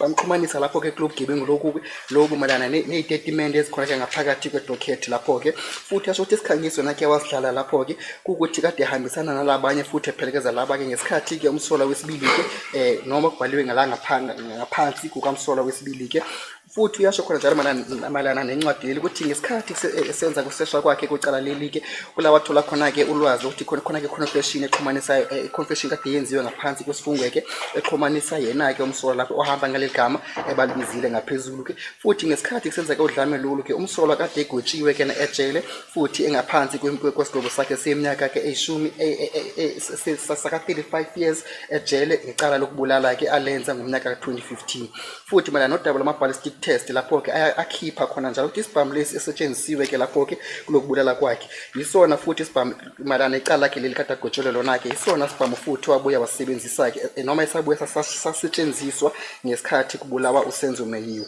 futhi ngesikhathi kusenzeka lokhu ke basho khona njalo ukuthi umsolwa kade yena ke seliba agotshiwe ke futhi nocingo lolu lwakhe besele balithatha ke kuyena bese bathubula ke izithombe eziqhamuka kulocingo lolu lakhe ke umsolwa lapho ke futhi ngesikhathi kade bethubula ke izithombe ithombe kulo cingo lwakhe loloke kwaqhamuka ke ithombe zakhe ke lapho la kade nene kade agqoke ke ingubo ezifanayo vele nalezi kade abofakazi kade bekhona ngaphakathi kulamuzi bakhuluma ngazo basho khona ukuthi kade khona ke ithombe lezo ke lapho ithombe abayithwebula kulo cingo lwakhe noma ithombe kade bezithwebule kulo makhalekhukhwini wakhe ke ithombe la yena kade ayithatha namathupha usithi ayu selfie ke ngelimi lesingisi ke lelo ke futhi ziyahambisana nenkulumo le bakhulume akade bekhulumile ngayo ke ngale futhi wathi yena ke wangena ephethe isibhamu lapho futhi kade nama threats futhi ameso wakhe kade kuhamaso amakhulu futhi kade yanezinyo legolide ke yena ke bathi ke umsola khona njalo lapho yena ke wangena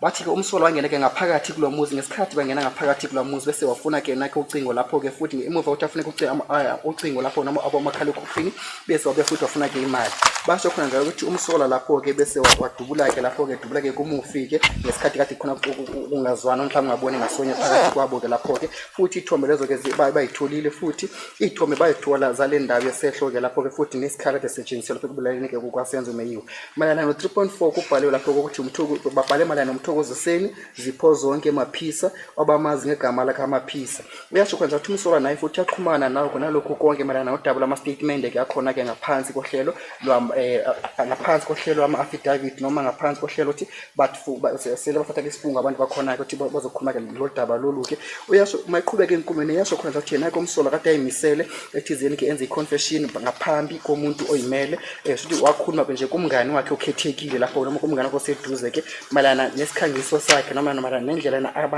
aseduze ngayo kule cala leli futhi ngesikhathi ngakhuluma ke nalomngani wakhe okhethekile ke lapho ke umsola wakhe noma nalomuntu oyimele lapho ke kula ukhuluma khona ke buza ukuthi ngabe yini sizathu sokuthi umafika aboshwe ke lapho ke bese ulwazi bese babuya bamtshela ukuthi umafisa uboshwe lapho ke eboshele ukuthi bamthola enobhuntshisi ushama bullet ke lapho ke kade benga futhi ataboshele icala la kaMeyiwa lapho lokushona kaMeyiwa futhi ngesikhathi ethola etshela lokhu malana nalo umuntu ukuthi ayimele lapho ke bese komaphisa ke washo khona njalo bese watshela lo muntu oyimele ukuthi akahambe futhi ahambe kumafika uma fika kumafika atshela umafika ukuthi angakhulumi ngegama lakhe ke umaphisa ekutizeni nake ngabe unesandla kulokhu ke kokushona komuntu noma kubulaleni komuntu ke lapho ke futhi ngesikhathi kade bekhulumisana ke lapho ke uyasho khona njalo ukuthi umaphisa ke yena ke wabuya watshela lo muntu wakhe oyimele noma lo mngane wakhe okhethekile malana nesikhangiso sakhe noma malana nendlela kade nesandla ngayo kulokhu futhi washo ukuthi ukusasha kwecala labo lapho ke nake wakhuluma ukuthi isikhangiso wasibhalile lapho ke ukuthi kade ukuthi bekaqaphile lapho eqapheke imoto le kade imeduze nalomuzi lo yana ke nesikhathi kade kusenzeka lokhu ke futhi yena kuyasho ukuthi kuyena kade aphethe isibhamu nje esinane ke lapho ke malana nephuzu la ka 3.5 3.5 babhalile khona ke lapho malana nosifo kuhle Nkani Ntuli owaziwa ngegama la kaNkani bayasho khona njalo ukuthi ke nake umsola bamxhumanisa nalokho melana nodaba lweyitatement kade lithathiwe ke lapho ke futhi basho khona ukuthi yena ke kade eqeqeshela ke noma uyena ke kade emxhumanisa ke nemoto imoto abagijima ngayo ke ngesikhathi kade kusenzeka iqeqetho kwenzeka udlame lolu ke futhi imoto le kade kuyi VW Polo ke lapho ke melana nofakazi kade bebutholile bayasho khona njalo ukuthi nake lapho ke uyena kade ashayela ke imoto ngesikhathi lesi igebengu noma mhlamba abasolwa ke besiya kule ndawo yabo yogebengu ke lapho ke futhi ngesikhathi bebasiya bekade beya khona ke futhi ngesikhathi besuka khona ke behamba bebuya ke eForce Lora Square hostel la khona ke ngemuva kwesigameko lesi futhi yena ke lapho wahlala ahlezi emotweni eqaphe imoto egade imoto ngesikhathi kade kusenzeka lobugebengu lobuke futhi yaqhubeka khona njalo yasho ukuthi ke nake iconfession kamafika ke lapho ke yona ke bayisebenzisile futhi ekhulumile malana nodaba lo ke kade bebatshelile noma waltshela umuntu ke lapho ke oyimele ngesikhathi basenza ke confession lena ukuthi ke ngabe bahamba ngani ngesikhathi kade besiya lapho ke nanoma bahamba ngani ngemuva ukuthi bebulale umufi lapho ke noma kusebenzisa ke imoto yiphike lapho ke uma futhi iqhubeke siyaphambili yasho khona ukuthi bonkana abasola lawa wabhaliwe khona lapho ke kade bebasebenzisa ke noma kade besaziwa ke njengeinkabi zalapha ke kwimboni yamatekisi mangabe kade kunempi phakathi kwamatekisi futhi yaqhubeka yasho khona njalo manje ngabe siyaphambili ukuthi bona ke abasola bese bona bazama benza ke indlela ukuthi babathole ke ngemuva ukuthi babathole kwindawo ezahlukene futhi ngezikhathi ezahlukene. Ngesikhathi kade kusenzeka lokhu ke bona ke babhala lapho ke ngapha uma beqeda bathola ke bese babuye babatshela ke malana namalungelo abo ezomthetho awela ngaphansi kwa section 35 Act 108 of 1996 bese athi ufakazi uyena ke wanifundela konke lokho ke malana nodaba lwezomthetho yenu uma ngabe seniboshwa khona lapho ke futhi yasho khona njalo jena ke abanye futhi kwabasola ke lapho babuya ke bakhuluma benza kodwa uhlelo le-confession noma babuya benza ama-confession ngaphansi komuntu ke oyimele lapho kwezesiphoyisa sakhe ngesikhathi futhi abanye ke babuya benza lokho ngaphambi kwabomantshi basenkantolo ke lapho futhi la ibhaliwe ngaphezulwini kule ncwadi lena ke futhi yasho khona ukuthi abanye futhi benza ama-confession ngesikhathi kade senza lokho ke kubantu ke abayimele ke futhi bakhuluma ngodaba lwabo ukuthi bona ke lapho ke ngabe banesandla kanjani kule cala leli.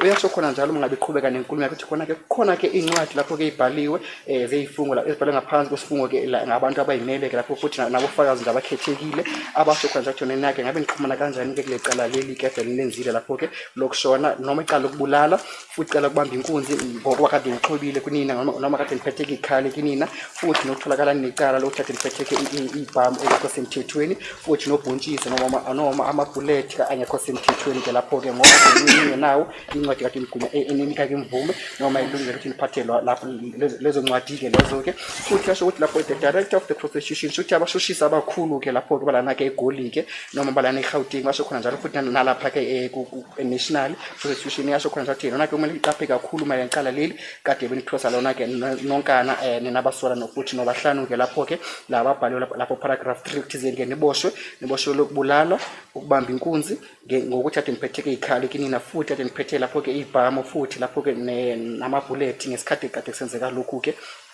futhi uma ngabe iqhubeka khona lapho ke yasho njalo ukuthi yena ke wacela incwadi emlethela noma incwadi emnikeza ilungelo ukuthi zene anebambeke noma anibopheke lapho ke nonkana abasola babhaliwe 4.1 lapho ke umuzi kawukhulelwa esithembe sibiya igama bambiza ngalo ke umuzi bese kwesibili 4.2 bongani Sandiso Ntanzi igama bambiza ngalo ke lapho ke umafika bese okwesithathu ke lapho umthobisi Prince Ncube igama abambiza ngalo noma igama abajwayele ukuthi bambize ngalo ke lapho uCarlos futhi ke lapho ke umsola sine ke lapho kumthokoziseni zipho zonke maphisa noma abajwayele ukubiza ngegama la amaphisa ke bese osihlanu ke lapho ke usifo kuhle nkani Ntuli ojwayele ukubambiza ngegama la kaNtuli ke bese ngenzansi kwalokho lapha paragraph number 5 kula khona kwathatha khona ke isifungo ke lapho ke ngemuva uthenze khona lokhu ke bese uyabuya kwasho khona njalo ke mara nodaba lolu lwencwadi kade futhi ayibhalile noma incwadi abayithola noma incwadi kade bembhale yona iqhamuka lapho kubashushisi abakhulu noma kuhhovisi labashushisi nje lonkana liphela lalana ke lithize director of the prosecution Gauteng division bese yathi Pretoria idolobha la khona ke lapho ke bese lapho ke yabhala futhi ngenzansi ukuthi lapho ke reference number bese babhala ukuthi lapho ke u10/2/12/3 bese ibhala ke inombolo lapho ithi dash bese ithi P 243/2019 bese lapho ithi senior prosecutor umshushisi omkhulu ke lapho ke private bag X2 X21 Boxback 1460 bese yasho kumalana icala lezombuso ke futhi nabasola laba abalandelayo ke lapho ke uM Sibiya futhi nabanye kade hamba nabo ke ngaphansi kwecala lase Foslorus case 636/10/2024 iyasho khona njalo uma ngabe ifunda ke lapho ke fundeka ngalendlela ke ehamba ngalendlela iyasho ukuthi i-director noma mhlawumbe umshushisi ophethe umshushisi omkhulu wabhala lapho ke ngaphansi komthetho ngaphansi kwesigaba somthetho usection 75 Act 51 of 1997 washo ukuthi sakathatha isinqumo sokuthi ke abasola bonkana kumele bababopheke umsola oqala lapho ke kade kumuzi kawukhulelwa Sithembe Sibiya ke bambiza ngegama la kamuzi bese owesibili ke lapho ke kade ubongani Sandiso Ntanzi obambiza igama la kamafika ke lapho ke bese omunye kade kumthobisi Prince Ncube ke bambiza ngegama la kaCarlos bese omunye kade kulapho ke umthokoziseni zipho zonke emaphisa kade bambiza ngegama la kamaphisa bese ke umsola wesihlanu ke lapho kade usifo kuhle nkani Ntuli kade bambiza ngegama la kasifo lapho nomgama la kankani ke lapho ke yaso lapho ke bese bathi ke kumele ukuthi babathwesa amacala ngaphambi kwenkantolo ephakeme icala lokuqala ke lapho ke bathi icala lokubulala eliwela ngaphansi komthetho lapho ke usection 51 subsection 1 Act 105 5 of 1997. Bese icala lesibili lapho kubamba ke inkunzi ngokuthi kade liphetheke ikhali kini nangesikhathi kade nibamba inkunzi lapho ke elibhaliwe lapho ke ngaphansi komthetho ka section 1 Act 51 of 1997 futhi lihambisana neminye ke imithetho ka 51 section 51 subsection 1 bese wathi Act 105 of 1997. Bese ke lapho bathi futhi icala linye kumele ukuthi banithwese lona ke lapho noma wakati banibophele lona ke lapho ke icala elihambisana nokungayiphathi kahle malana nomthetho ka section 3 Act 60 of 2000 shuthi natholakala lapho ke niphetheke ibhamu ke kini. Bese elinye ke icala futhi kumele ukuthi banithwese ngalo ke lapho ke ukungahambisani nomthetho ka section 90 Act 60 of 2000 ukuthi nitholakala ke kini niphetheke obhontshisi noma ke amabullet ke lapho ke. Bese ngenzansi basho ukuthi khona ke umuntu osayindile lapho ke i-signature lomuntu ke ayibonakala kahle ngendlela ke eqondile.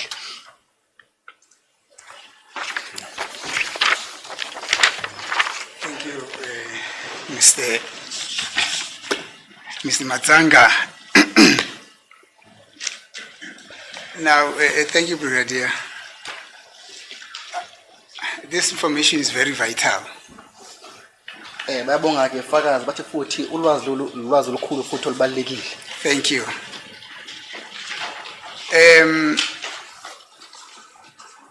You will understand that the stage at which we are now, you are presenting information to the NPA or to the DPP, requesting him to make a decision. Is this what you presented at that moment, at the stage at which we are now? Bathi lesikhathi sikusona ke manje kula kade wona ke ulethe ulwazi lwakho noma kade umikise ulwazi lakho kade unalo ke lapho kuma office abashushisa abakhulu ke ekuthize mathathi isinqumo malana nolwazi kade uliphethe noma manje icala leli kade uliphethe. So it's partly correct, my lord, but not correct in the sense of saying information. You don't present information to the NPA when you want a decision. The memorandum gets presented with the docket. So you don't write a document and then just tell them this is what I have in the absence of the docket. You summarize the docket, the witnesses that are there, then the memorandum together with the docket.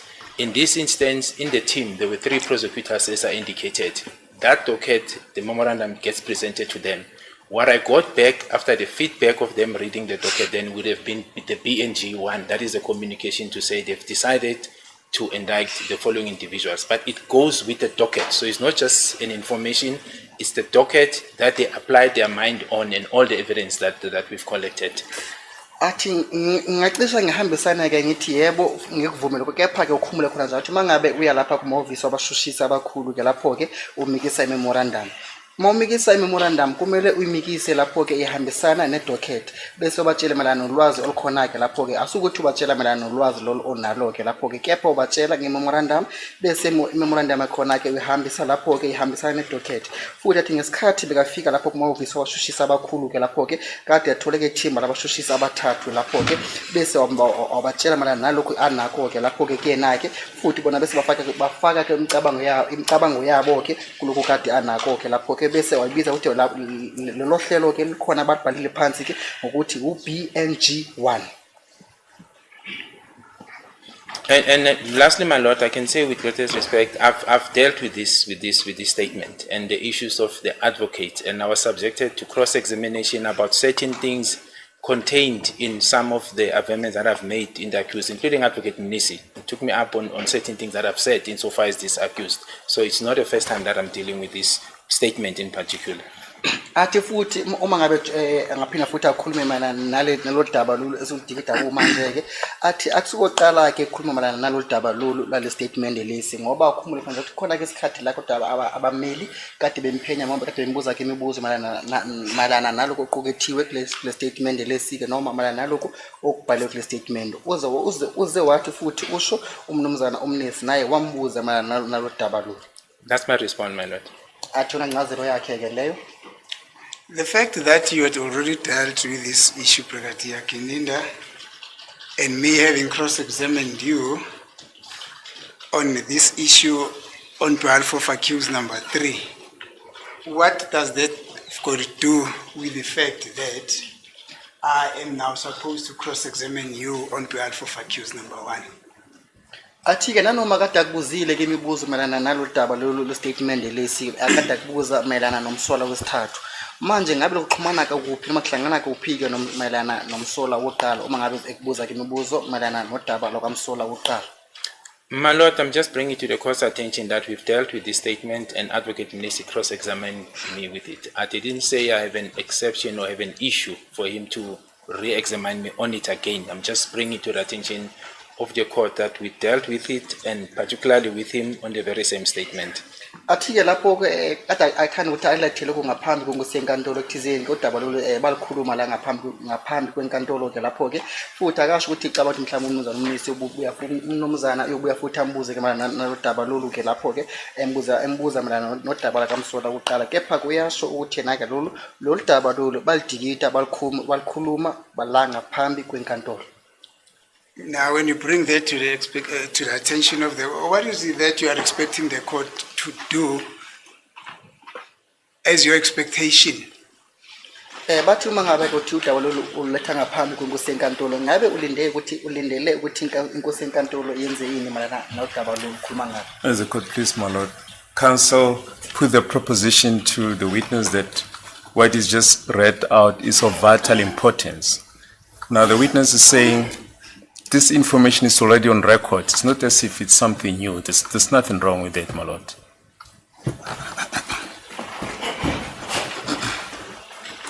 Well, I don't know whether that's an objection or what, but the question is, you're saying you're bringing this to the attention of the court that they've already dealt with this matter, and I'm saying to you, I'm now conducting a cross-examination on behalf of accused number 1, who had not had the privilege of somebody cross-examining you on your evidence in chief. Now I'm asking you, bringing that to the attention of the court, what is it that you're expecting the court to do with what you're bringing it to him?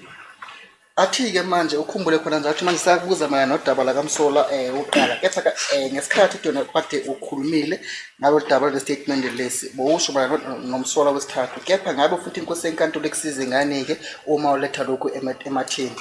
My Lord, I didn't make a request to the court. The impression I got, insofar as what Advocate Mnisi put to me when he referred to the importance of this information at this stage, the impression I got is it's if this is the first time we get to this, and I was merely bringing to the attention of the court that we have dealt with this. I was actually even cross-examined by the late Advocate Mr. Mngomezulu, on behalf of accused number 1. Same Advocate Mnisi, Mr. Ramsipilo also did. So I dealt with it, my lord, and I'm simply bringing this to the attention of the court that it is not the first time that this issue has been canvassed, my lord. Athi-ke uma ngabe letha lo daba ngaphambi kwenkosi enkantolo kuwukuthi-ke lapho-ke yena uyasho khona ukuthi bakhuluma ngalo daba lolu bese baqeda-ke ngalo noma sele bekhulumile ngalo daba lolu statement lesi futhi la khona kade wabuza ke imibuzo-ke osele washona-ke lapho-ke umnumzana uMngomezulu futhi umnumzana uMnisi athi wambuza ke imibuzo mayelana nodaba lolu wale statement futhi ngisho omunye ummeli okhona la ngaphambi kwenkantolo umnumzana uRamsipindi. Brigadier Kilinda, please do not mislead the court. Accused number 1 had not yet had a person to cross-examine you in your evidence in chief. Do you understand? Mr. Mngomezulu, I'm not done. Kade acela-ke ummeli ukuthi ungatholi umcabango ongahambi kahle uma ungaqondile ongashayela esikhonkosini ngamashi ngoba lapho-ke wena-ke kade bengakubuzile lutho-ke mayelana nemibuzo-ke ngaphansi kwesifungo uma ubuzwa-ke usuthola isikhathi sokuthi ubuzwe-ke abameli. Mr. Mngomezulu got ill before he could start to cross-examine you, and ultimately he passed on. So, accused number 1 had not yet had an opportunity for someone to cross-examine you. So your version that Mr. Mngomezulu cross-examined you on your evidence in chief is misleading. Athi-ke ulwazi olukhuluma ngalo lokuthi yena-ke umnumzana uMngomezulu sele kubuzile-ke imibuzo mayelana nodaba lalo statement-ke akuwona umcabango oqondile lokho ngoba umnumzana uMngomezulu waqala-ke wagula ngaphambi kokuthi aqala-ke akubuze imibuzo-ke bese ngemuva kokugula kwakhe bese washona. As a court, please, my lord, we submit that the term misleading is inappropriate and it's uncalled for in the circumstances. The witness just merely stated what he thinks the position is, my lord. We submit that Advocate Mnisi is attacking the integrity of the witness when he says he's misleading the court. And that should be withdrawn, my lord. As it is the court, my lord, when a witness states something which is not factually correct, in English, what do you call that? I'm waiting an answer from the state. My lord, we're not going to belabor the point. All that was saying it's inappropriate to say that a witness who's here to assist the court is misleading the court when he's just merely stating what is already on record. That's what this witness is doing, my lord. Just stating what is already on record. How could he be misleading the court when he states what is on record? I will also not belabor that point, my lord, but what the state is missing is the part relating to Mr. Mngomezulu having cross-examined him on behalf of accused number 1 in his evidence in chief. But that's not an issue. Let's get to the crux.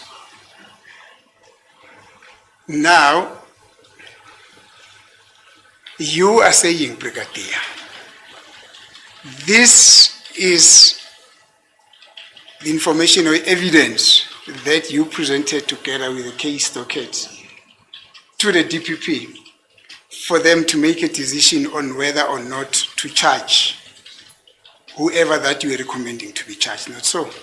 Bathi ke mnumzana usho ukuthi lolu ulwazi kade ulinikisile lapho noma memorandum noma uhlelo lwememorandum futhi ade lahambisana nedocket ngesikhathi bovakashele ihhovisi labashushisi ke lapho ke sobatshela ngakho ke ekuthize bona bathi babuye futhi bathathe bafunde lokhu ngemuva ukuthi bakufunde bafake imicabango yabo ngesikhathi ade befunda bese ngemuva kwalokho ke bese babuya bathathe isinqumo sokuthi ngabe bathwesa abantu laba ababhaliwe lapho ke icala noma abathwesi amacala. So, my lord, perhaps before I get to this, the insinuation that I'm misleading is not correct. Perhaps if Advocate Mnisi did not understand at what stage am I referring to the cross-examination, that should have been asked and I would have clarified it. Because I did not say I was cross-examined by the late Mr. Mngomezulu on the main trial. I just said he cross-examined me on this statement. And that was done during the trial within trial, my lord. That is the position. He made me go through the statement.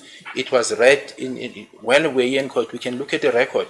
And then he cross-examined on it. So I didn't separate. I didn't say it was on this main trial. Fact of the matter, I said he cross-examined me on this statement. And that happened. So that is not misleading, my lord.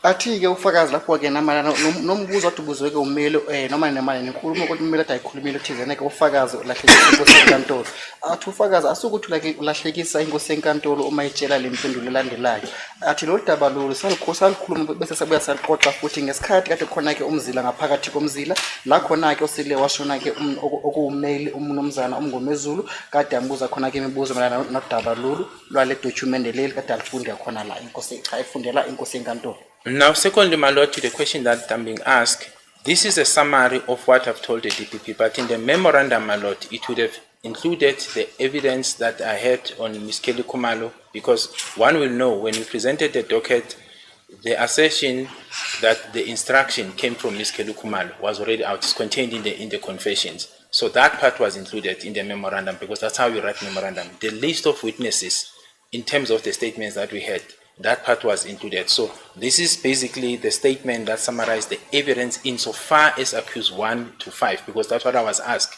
What is it that we had on accused 1 to 5? And I'm saying the evidence in summary, which specifics, is then contained in the statement A195. But the memorandum was broader, because then it dwells with the issues of Ms. Kelly Kumalo. What is it that was available at the time? And I did indicate previously, my lord, that there was then further instruction that came insofar as she was concerned. Hence, then there was another statement made later in November, which I was made to read in this court, where I was applying or requesting that she should also be charged as accused number 6. Athi-ke khona lapho-ke uma ngabe kukhuluma nge-summary usho ukuthi inkulumo lapho enciphile mayelana nodaba lolu lwakhe ade alimikise lapho-ke kuhhovisi abashushisi abakhulu-ke ukhuluma ngalolu daba lolu lale statement ade asifuna ngaphambi kwenkosi yenkantolo. Kepha-ke athi lapho-ke khona-ke njalo uma ngabe kukhuluma ngodaba lwe-memorandum noma uhlelo lwe-memorandum noma udaba lwe-memorandum noma inkulumo kade iqukethiwe ngaphakathi kwe-memorandum. Athi-ke lapho-ke yona-ke ayinciphile futhi iyona nkulumo-ke ejulile lapho-ke la khona-ke igama laka-Miss uKheli Khumalo inkosazana uKheli Khumalo-ke lapho-ke futhi listi yofakazi-ke lapho-ke noma amagama wofakazi kade anabo-ke lapho-ke futhi athi uyabuya futhi washo khona ukuthi khona-ke lapho-ke beyawathola istatement sakhe ngenyanga kaNovember lapho kade asitholile lapho-ke futhi ngesikhathi athola lokhu bese nabe khona-ke incwadi kade ayibhalile lapho-ke athi naye komuntu bamthweseke icala bese bambuye bamfake ngalanakhe kube umsola wesithupha-ke lapho-ke yasho khona ukuthi memorandum la ilokuzana esummary le memorandum yakhe lapho-ke ikhuluma malana nalokhu kade yena-ke anakho malana nomsola wokuqala umsola wesibili umsola wesithathu umsola wesine futhi nomsola wesihlanu-ke lapho-ke kepha khona-ke incwadi lakho labe yakhuluma ngayo athi khona-ke ngaphakathi kwe-memorandum kepha lana-ke ayikho-ke leyo ncwadi leyo nayo-ke athi lokuza amaphuzu lawo-ke amaphuzu ukuthi yena benze isicelo sokuthi-ke nomama ulokozana uKheli Khumalo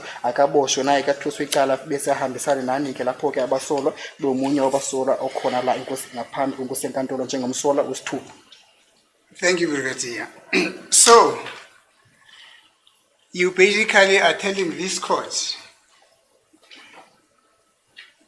and answering me that what you've just read into record here is not a complete picture of what you actually presented to the statement, so? Athi-ke manje ummeli ukuthi le nkulumo omtshela yona-ke kusho ukuthi akusizithombe esigcwele owasimikisa lapho kubashushisi ngesikhathi umikisa-ke udaba lwakho kubona akusenjalo. No, that's not what I'm saying, my lord. My understanding of the question that led to me going to this statement is from Advocate Mnisi. The question was, and he wanted specific, what evidence did I present to the DPP insofar as accused 1 to 5? And I said I won't be able to remember specifically because he wanted specifics. Then I referred to this statement because under each accused, it is listed what is it that we have against that accused at the time.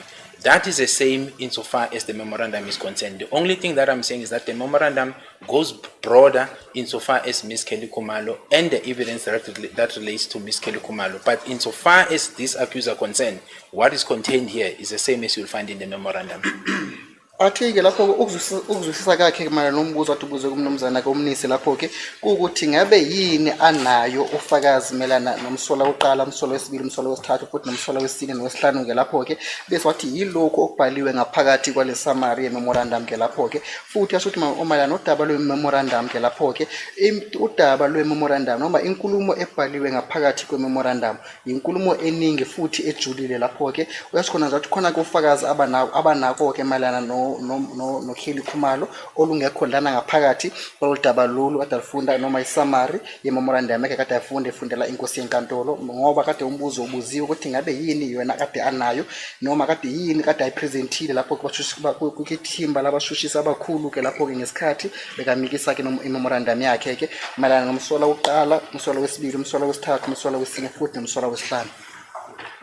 Brigadier, so what you have just presented now is not a complete picture of what you presented to the office of the DPP, wherein you are requesting them to make a decision on these accused persons. Athi manje usuthi lokho okutsheleke inkosi yenkantolo njengamanje usuthi akusizithombe esigcwele owasimikisa noma owatshela ithimba labashushisi abakhulu ngesikhathi bowamikisa-ke lapho memorandum yakho futhi nedocket. Please, my lord, the witnesses ad nauseam said he presented the memorandum and the docket. So it's not as if a decision was only made on the memorandum. In fact, the decision is made on information contained in the docket. That is the evidence. It is unfair now to put it to the witness that what he presented to the DPP is an incomplete picture when he says he presented the docket which has got all the information. Maybe I was misunderstood by Advocate Baloyi. I'm not saying not saying what you presented to the DPP was an incomplete picture. I am saying what you have just read and presented now here is different or is not a complete picture compared to what you presented to the office of the DPP. Athi ke umbuzo wakhe ummeli kuukuthi lokhu wena ukutshela inkosi enkantolo njengamanje usho ukuthi akusizithombe esigcwele noma kusulwazi noma ulwazi ucwaningo noma ulwazi lokusesha kwakho kade unalo ngesikhathi umikisa ipresentation yakho lapho kuba kwithimba labashushisi abakhulu. No, but my lord, that's not correct. That's not how the question was put to me. I was asked, what is it that I presented to the DPP that made them to take a decision to indict accused 1 to 5? And I'm saying this statement, it is specific on each of these accused insofar as the evidence is concerned. So the question was specific. Now I'm being asked a broader question to say, what is it? And that is why I said, if then I'm being asked, is this the similar situation that I presented to the DPP? And I'm saying no, because then I had to deal with the issues of Kelly Kumalo. But what led us here, my lord, that was not the question. The question was, what is it that I presented that links these accused to this offense, and as a result made the DPP to decide to charge them? And that statement answers that, because I even said under accused 1, there's details indicating what evidence we're able to find. And I said it applies from 1 up to 5. That's what led us to this document, and that position is the same, my lord. There's nothing that has been shortcut on that, my lord. Athi ke mana udaba lombuzo ade bembuzile wonake ufakazi ukuthi ngabe yini le kade ayimikisile noma ngabe kade kuyini inhloso yenkulumo yakhe le kade ayokhuluma nethimba labashushisi abakhulu ke ngesikhathi kwamikisa ke memorandum yakhe futhi nedocket lapho ke athi umbuzo kade ukuthi yini kade ayimikisile kuhhovisi labashushisi abakhulu ekuthizeni bafunde ke ilokhuzana idocket futhi nememorandum bese babuye bathatha isinqumo sokuthi bathwesa ke abasolwa icala leli elibhaliwe khona noma wacala laba kade bezobathwesa wona ke ngemuva ukuthi abashushisi abakhulu ke lapho ke bathathe isinqumo. Athi umbuzo kade ukuthi ngabe yini anayo mayana nomsola oqala ehambisana nomsola wesibili nomsola wesithathu futhi nomsola wesine futhi nomsola wesihlanu ke athi lapho ekukhumbula khona zathi khona ke la khona ke angakhulumile khona mayana nodaba la kwaKhili Khumalo ngoba kade bengambuzile ke ngaloke noma yini iqukethiwe mayelana noKhili Khumalo ngoba kade bengambuzile mayelana nalo nkulumo le kepha kade bembuze mayelana nabasolwa abakhona la ngaphambi kwenkosi enkantolo. Brigadier, I hope you follow me. You know, this cross-examination is structured. It's just not haphazard.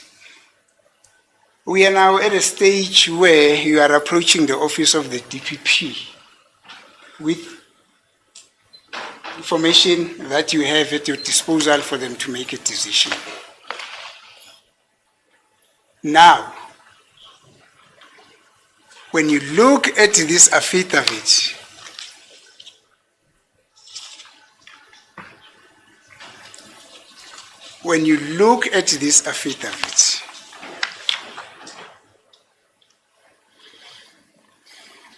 Athi ke manje sikulesikhathi la kade unake uhamba khona ke uyomikisa ke ipresentation yakho noma uhambe ukwenza kuhlelo lepresentation ngaphambi kwethimba labashushisi abakhulu ke kuhhovisi labashushisi ke manje athi sigxinize kudaba lolu lwale affidavit noma on paragraph 4 noma inkulumo ebhaliwe ngaphansi kwesifungo lapho ku paragraph 4.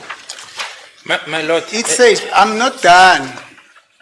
Alright, can I then comment on what is being put? Brigadier, because then once we move Brigadier, forward, I am not done. Unless you want to turn this court into a circus, then you're free to do what you want to do. But I am not yet done. As a person that is standing you asking you questions. But if you want to behave in that way, it's fine. Then you can continue.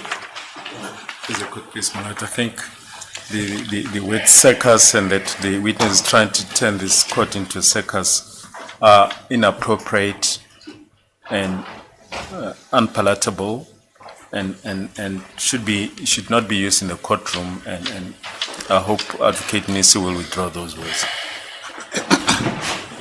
The witness realizes that I'm not done with my question, then he simply jumps in. What is that? Who should actually be berated here? Is it him or him? Thank you, but I wasn't done. Paragraph 4. it says, there's some evidence by means of a sworn corroborating an independent witness statement, establishes a causal link between the offenders and the offenses of murder, robbery with aggravating circumstances, possession of unlicensed firearms, and unlawful possession of ammunition. The Director of Public Prosecution, Gauteng Province, Gauteng Division, on a directive of the National Director of Public Prosecutions, instructed, after a careful consideration of the presented evidence, that the above 5 suspects in paragraph 3 must be arraigned for murder, robbery with aggravating circumstances, as well as possession of unlicensed firearm and ammunition.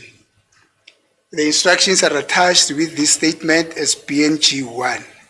I hereby apply for the warrant of arrest for the following suspect on above indicated charges on this paragraph. This simply,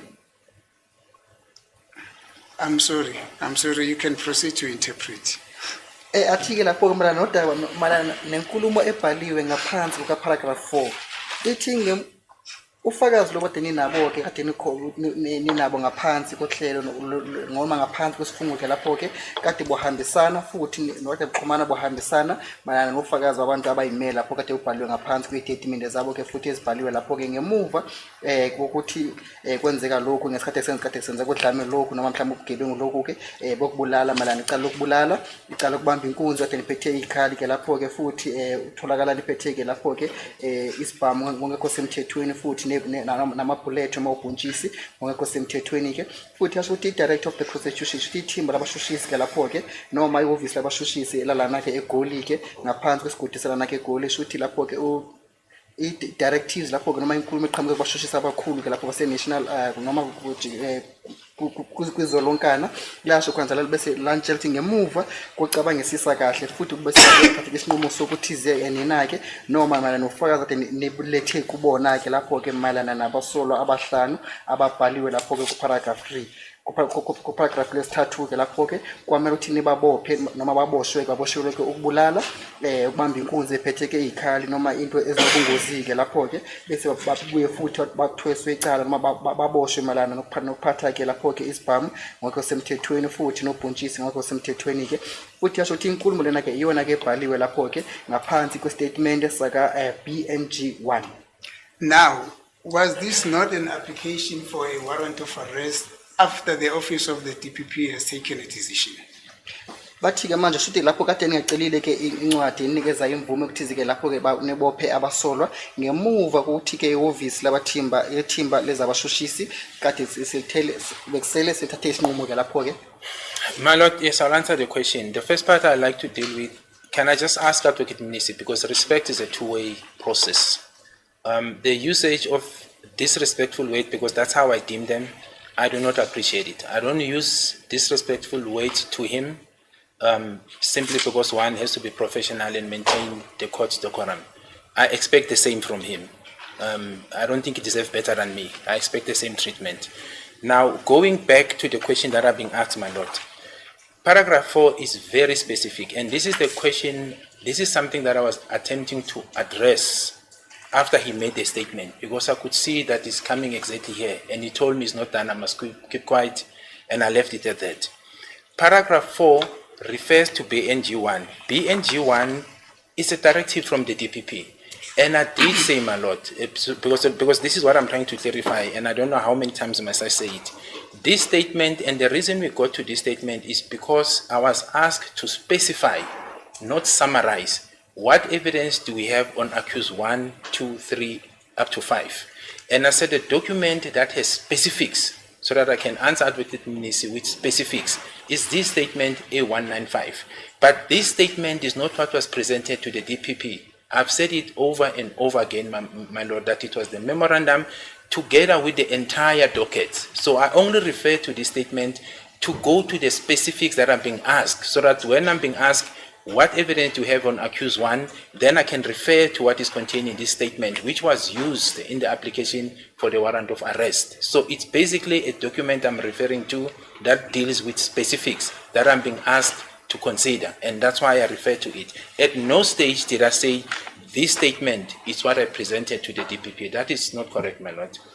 Athi-ke okokuqala malana nemibuzo ke emibili noma nombuzo kade abuziwe unamaphuzu amabili kathi iphuzu lokuqala kuwukuthi-ke lapho-ke ucela ukuthi ngokukhulu isicelo ngokukhulu lapho ukuthi umnumzana umnitha atshengise inhlonipho lakuyena-ke ngoba inhlonipho usho ukuthi ihamba omahlangothi omabili asuthi inhlonipho ihamba uhlangothi olulodwa kuphela-ke lapho-ke futhi asuthi akekho omkhulu kunabo bobabili-ke lana-ke uma ngabe icabanga yena-ke ufakazi futhi uyabuya uyasho khona njalo ukuthi mayelana nodaba lwakhe kade bembuzile kuwukuthi ngabe yini awayimikisa noma kade kuyini ipresentation akade ayoyenza ke malana kade kuyini ipresentation akade ayoyenza kuma office abashushise lapho ke malana nabasola bonkana umsola oqala umsola wesibili umsola wesithathu futhi nomsola wesine bese nomsola wesihlanu ke lapho ke umbuzo bojulile lapho futhi boqondile athi kungakho iphendule ngalendlela iphendule ngakuthi nake lapho ke ngesikhathi kade yahamba evakasha ku office labashushisa abakhulu ke lapho ke kulabe kahamba khona ke bhalile ke memorandum yakhe futhi memorandum yakhe kade iphelekezwa ke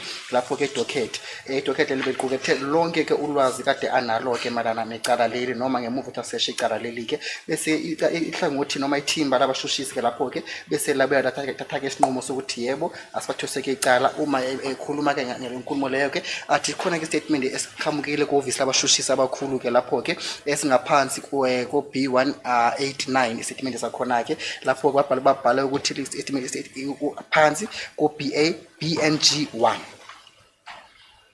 athi kula khona ke bese bathatha isinqumo abashushisa abakhulu sithi usithizeni ke bathwese abasolwa laba kade bebhaliwe ngaphakathi kule statement lesi bekakhuluma ngaso ke bonkana ngemuva uthi kade benamacala kade bebathwesa wona. And one can see clearly, my lord, that in BNG1, the date in which this directive came from the DPP was the 22nd of October 2020. Subsequent to this directive, then this statement is made to the magistrate. There's even a date of the statement, the date of the magistrate, but it's the following day, meaning the 23rd of October 2020. So the statement came as a result of the directive that was taken. Me referring to it was not saying it is now the document I presented. I've said it over and over again. It's a memorandum.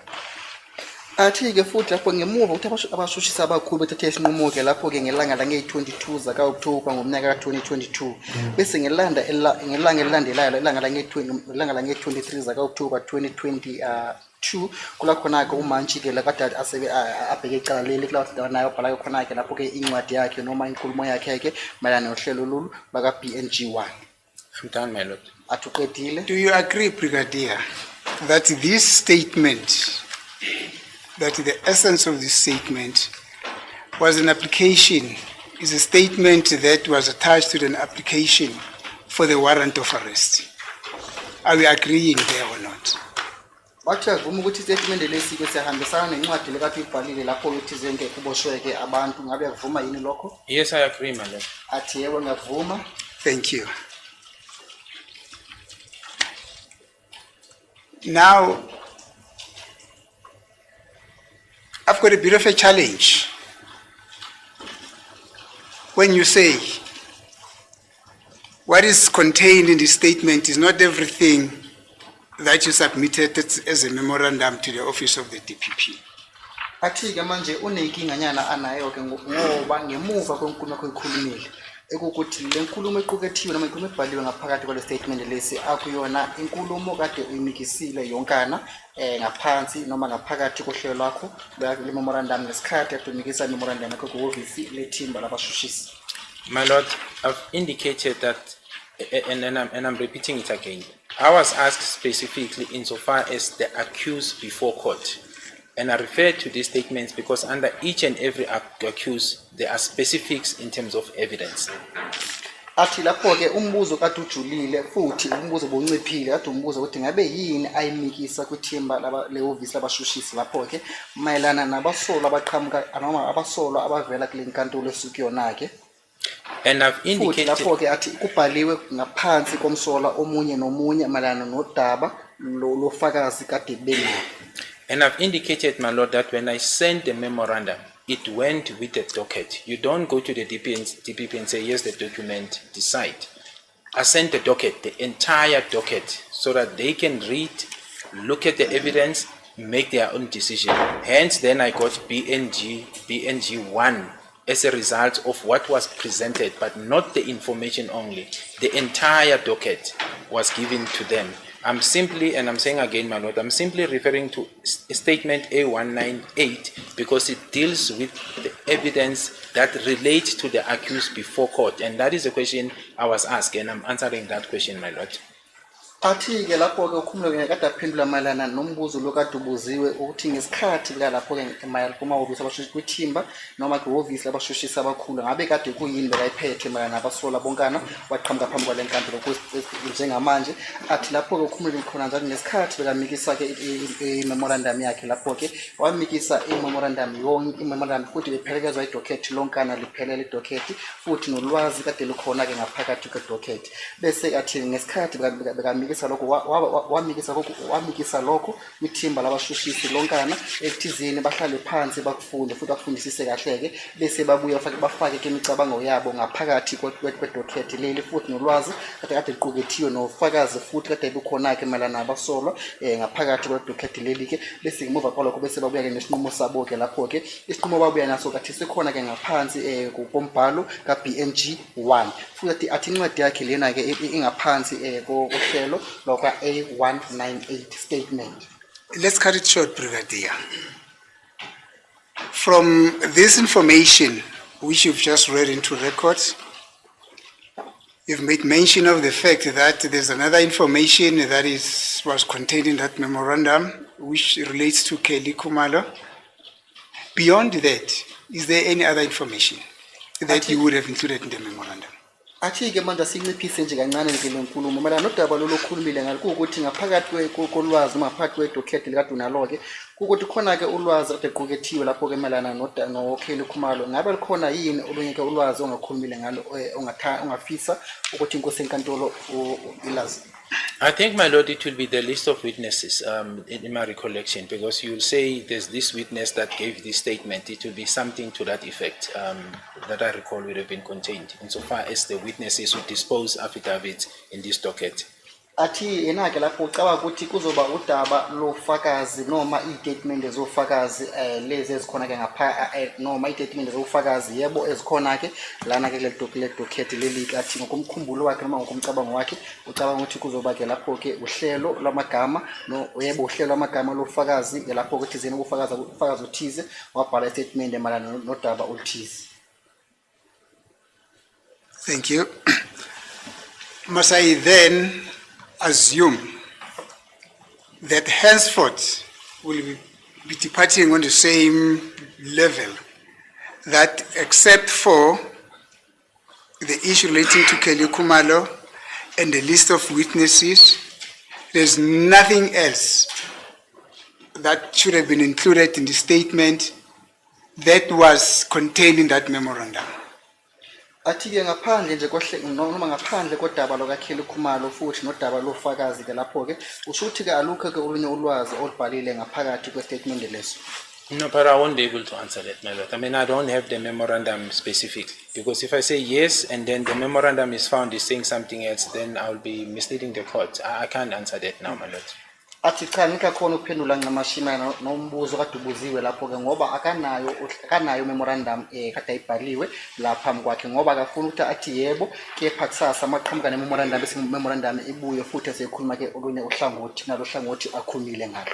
That is perfectly correct, Brigadier, because I was coming to the point where when I was saying I'm having a problem with what is happening here, because in the course of my cross-examination, I don't want to be putting suggestions to you such as you are now rebranding your evidence. Do you understand? So athumele yebo ke lona phuzu baqhamuka bekafuna ukuza ngalo ngoba akafuna ukuthi ukhulume lenkulumo lena ke bese kusasa bese kuye futhi ushintshe ke inkulumo yakho bese uthi akusilo kade ukhuluma ke lokho ngabe akuzwisisa yini? I understand, my lord, but insofar as the specifics relating to this accused before court as to what did we have, it is contained in this statement. Athi yebo ngiyakuzwa futhi ngiyazwisisa-ke kepha mayelana nodaba lombuzo kade ujulile noma nombuzo liqondile ncamashi mayelana nabasola abaqhamuka la ngaphambi kwenkantolo njengamanje athi udaba lolo yebo lukhona ngaphakathi kwestatemende lesi. Now, in relation to this accused person that are before court here, what you have mentioned in this statement is what you presented to the office of the DPP. Is it what you presented to the office of the DPP in your memorandum? Athi-ke manje mayelana nodaba lwabasola abaqhamuka ngaphambi kwenkantolo esikhathini samanje noma kumanje-ke ngabe yilokho okubhaliwe ngaphakathi kwestatement sakho yilokho kade kubhaliwe ngaphakathi kwememorandum yakho ngesikhathi bukumikisa imemorandum kwithimba labashushisi abakhulu. My lord, it will be included. When you draft a memorandum, you indicate the evidence that is there. And that is why I said the evidence insofar as this accused are concerned is what is contained in this statement. But it must be understood also, my lord, that when you give evidence, and that's how I understand it, you're not dictating to the DPP. DPP, they have the authority they sit with the authority to decide what to do with the docket that is before them and in terms of the charges. My duty was to present what we have, and out of that presentation, my lord, that is why BNG1, and I refer to it, it's a communication from the DPP. Out of this communication from the DPP on the 22nd of October 2020, I then drafted the statement the following day requesting the warrant of arrest because there was already a guidance from the DPP to say these are the charges and this is where we are going, and then I drafted the statement, and that's the evidence that I know was presented and was contained in the docket and still in the docket, my lord. Athi yebo kepha-ke ukhumbule khona nje ngesikhathi kade amikisa udaba lwakhe le-presentation kwithimba labashushisi abakhulu-ke lapho-ke kade afake ngaphakathi ufakazi kade anabo-ke mayelana nabasola bonke laba ngaphambi kwenkantolo. Athi ukhumbule khona njalo ukuthi yena-ke akusuye umuntu ophoxa-ke ithimba lezabashushisi bakumele bathathe isinqumo esithini-ke lapho-ke noma isinqumo esinjani-ke lapho-ke ngoba bona-ke banomthetho noma banendlela abasebenza ngayo mayelana nodaba lozomthetho.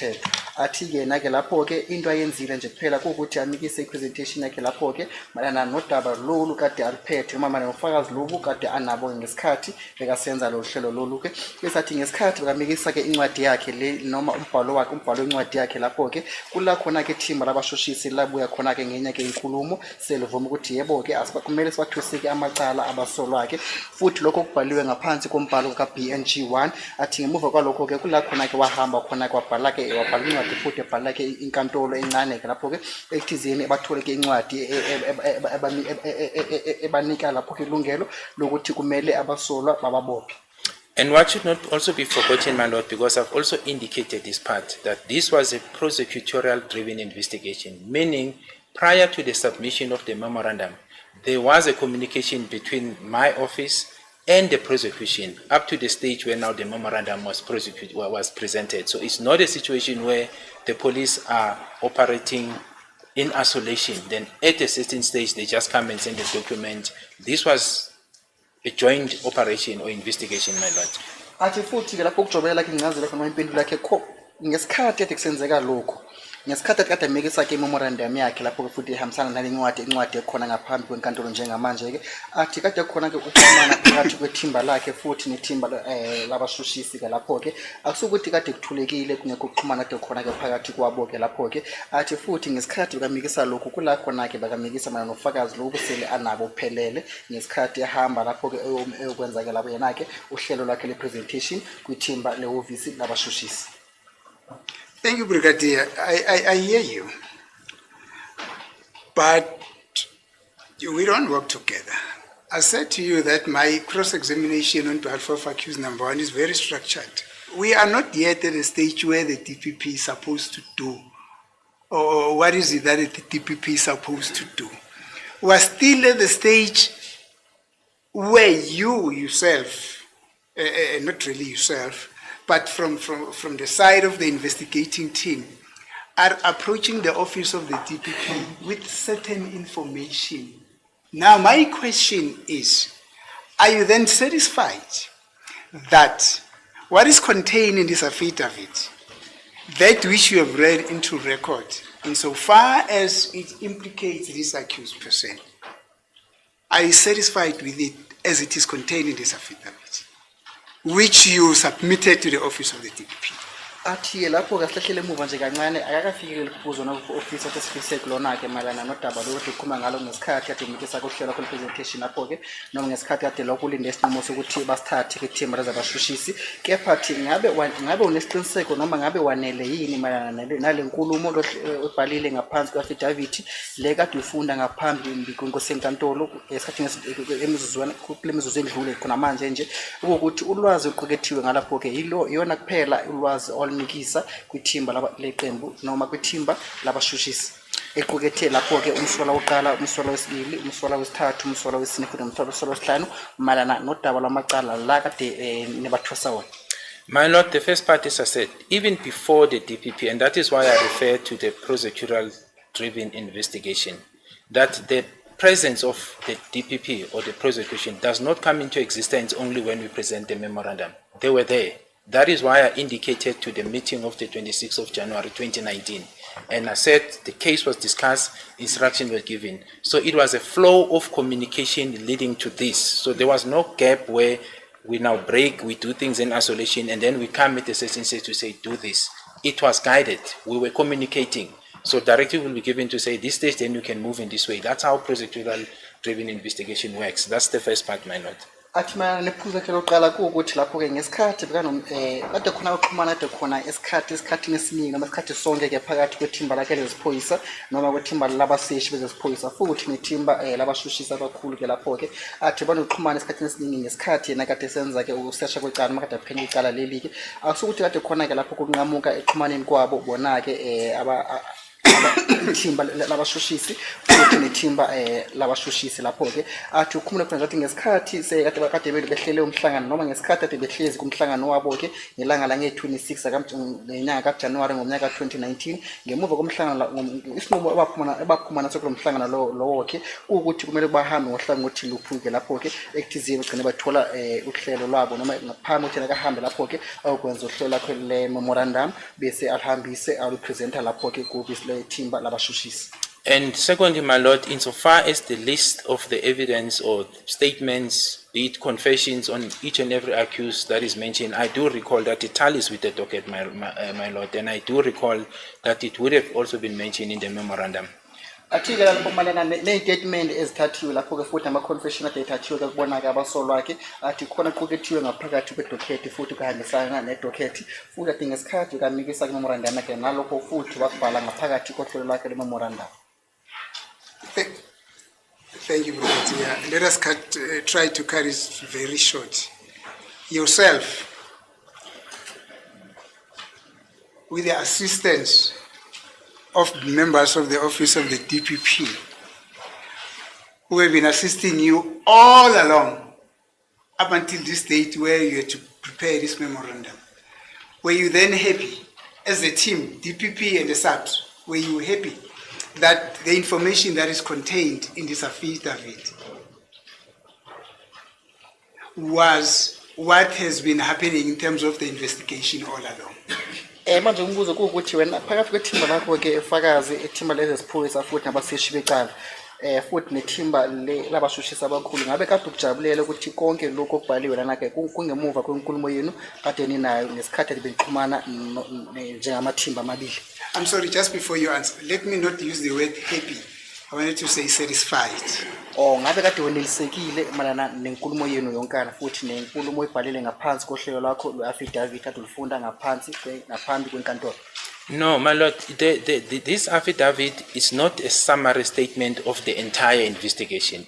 It is specifics. That's why I said I refer to it because I'm being directed specifically to the accused before court. So, but now if the question is saying, were we satisfied, myself and the NPA, about the entire investigation in relation to this statement is not a summary statement. It deals with the evidence that was available at the time against these accused that are before court. And that's the essence of it. And subsequently the application for the warrant of arrest of these accused. It is a different situation where now, because now I'm understanding the question to be asking me, about the summary of investigation, which will be much more detailed. Now, if I must be asked, the summary of the investigation then is much broader than what is contained in the statement, my lord. Athi-ke lapho uma ngabe ephendula kumbuzo kuwukuthi incwadi yakhe ayibhalile ngaphansi kwesifungo-ke noma le affidavit ayibhalile lapho-ke akusukuthi inkulumo yonkana kade ayenza-ke ngesikhathi bekasesha icala leli noma ngesikhathi kade aphila icala leli futhi noma ngesikhathi kade akhulumisana nethimba labashushisi-ke lapho-ke ngoba uma ngabe umbuza ngokuthi ngabe kade anelisekile mayelana nokusesha kwicala leli-ke lapho-ke athi inkulumo leyo bekazojula futhi kakhulu kwincwadi yayo futhi abhale iy'nkulumo ey'ningi-ke lapho-ke kepha lana kade bembuzile kade bembuza umbuzo oqondile kulapho phendula khona-ke ukuthi ngabe yini ayibhalile mayelana nabasola bonkana laba bavela ngaphambi kwenkosi yakhe. Thank you, Brigadier. I think I've made my point. Those who have ears to hear have heard what I was trying to say. I'm alerted to the fact that it's almost 5 minutes past 1. On behalf of the gentlemen that are alerting me, that is almost 5 minutes past 1. They're saying that I should request the court for a lunch adjournment. And that's the request that I'm making, my lord. When we come back at 2, we'll proceed. Thank you. Siyabonga-ke ummeli xa ukuthi laba abaney'ndleko zokuthi bezoke bazwileke lapho-ke kepha yacala ukuthi manje inkosi enkantolo imise kancane siyodla isidlo sasemini bese sibike futhi ngehora lesibili. Yeah, we're back at 2 o'clock.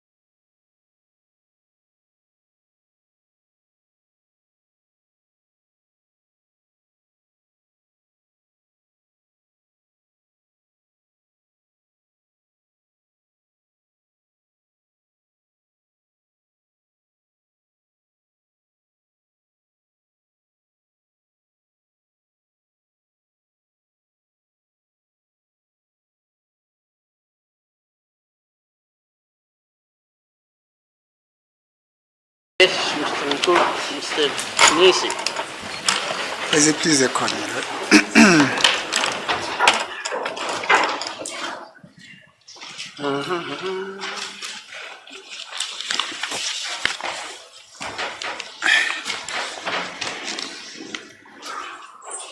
Thank you, Brigadier.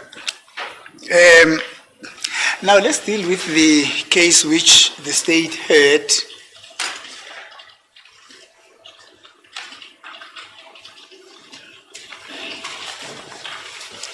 Against accused number 3, when the decision was made to indict him as per this affidavit that you have read into record. Pardon, Counsel? My apologies, I couldn't hear you, Counsel. My apologies, I did not pick Oh, up. okay, no, thank you. I'm saying, let us now deal with the evidence which the state had against accused number 1 when the investigating team approached the prosecution for a decision. Bathi ke manje uthana ukuthi sigcinize kudaba ke lofakazi kade noma ufakazi ade bukhona ke mayelana nomsolo wakhe uqala ngesikhathi lesi ihlangothi lethimba labashushisi bethatha ke isinqumo sokuthizeni ke bambone necala noma bamthosa icala. I understand, my lord, but just before maybe we go to that, can I just correct something that I think I made a mistake? Sorry, Mr. Mnisi.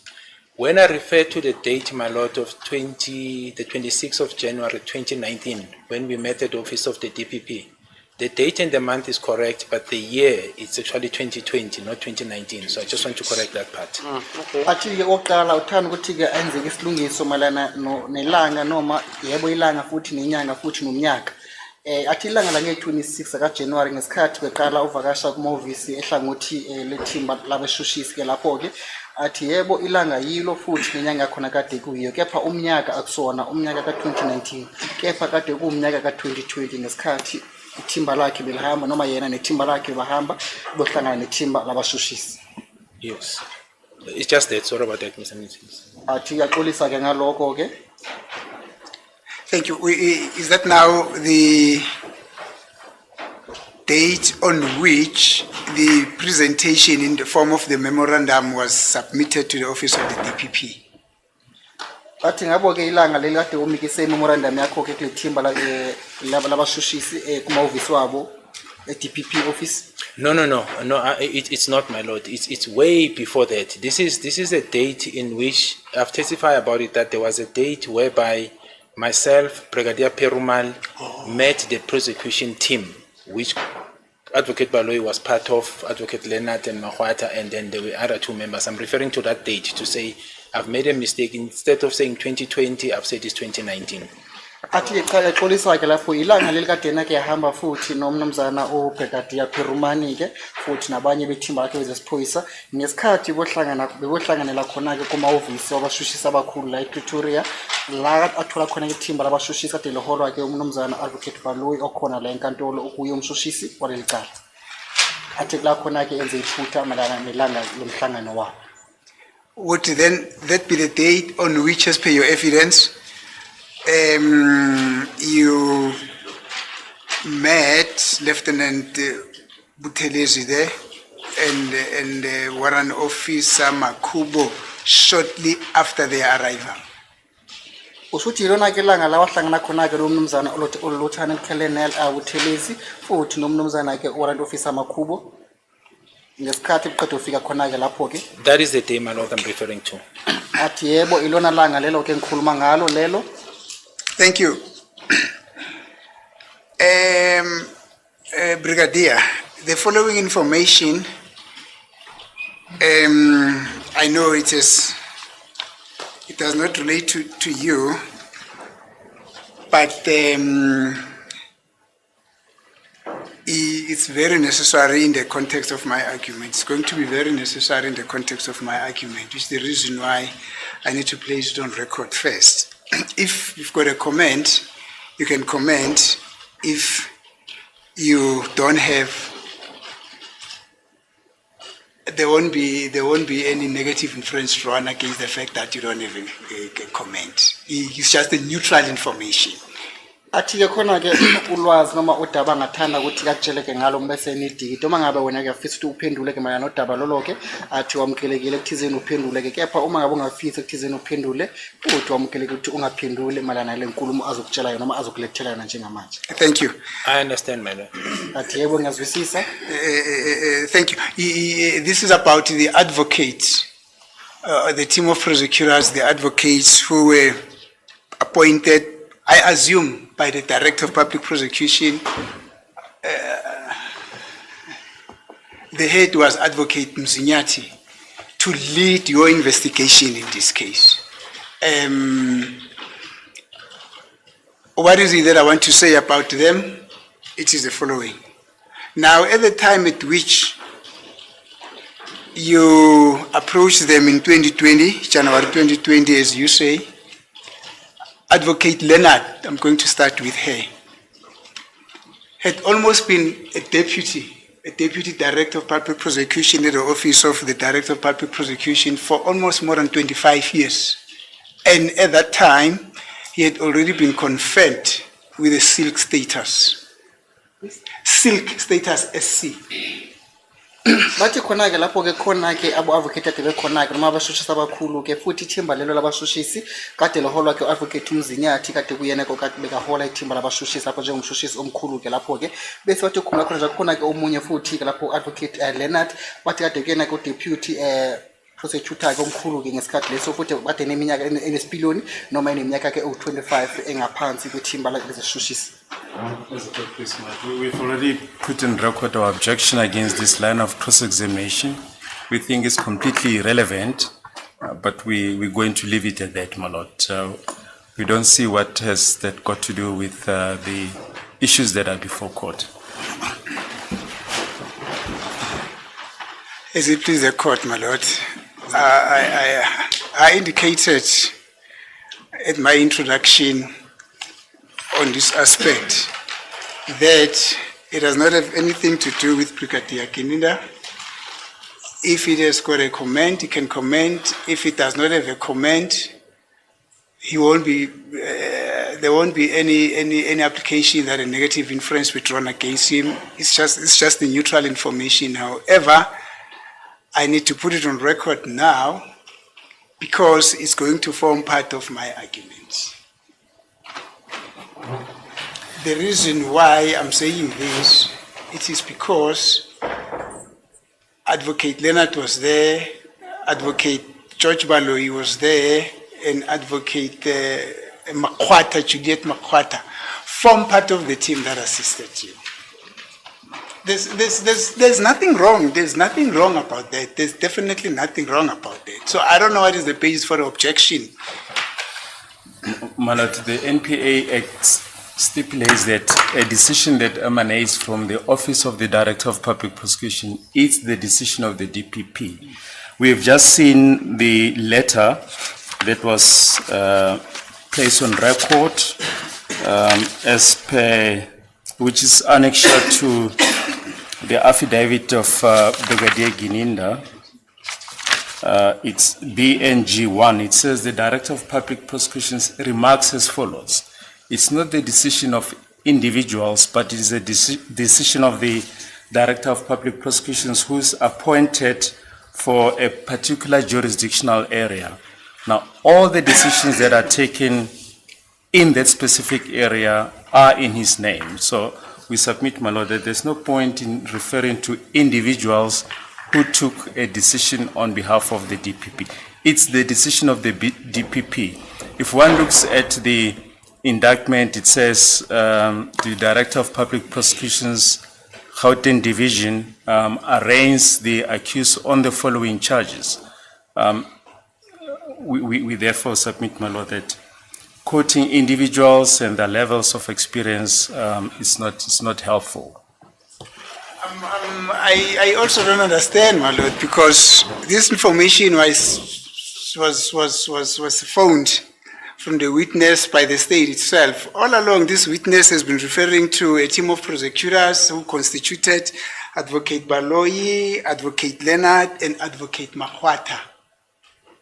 Advocate Leonard, Advocate Baloyi, and Advocate Mahwata. It would have been prudent for the state then to say, Brigadier Kininda, look, don't mention the names. Can you please refer to the Office of the Director of Public Prosecutions?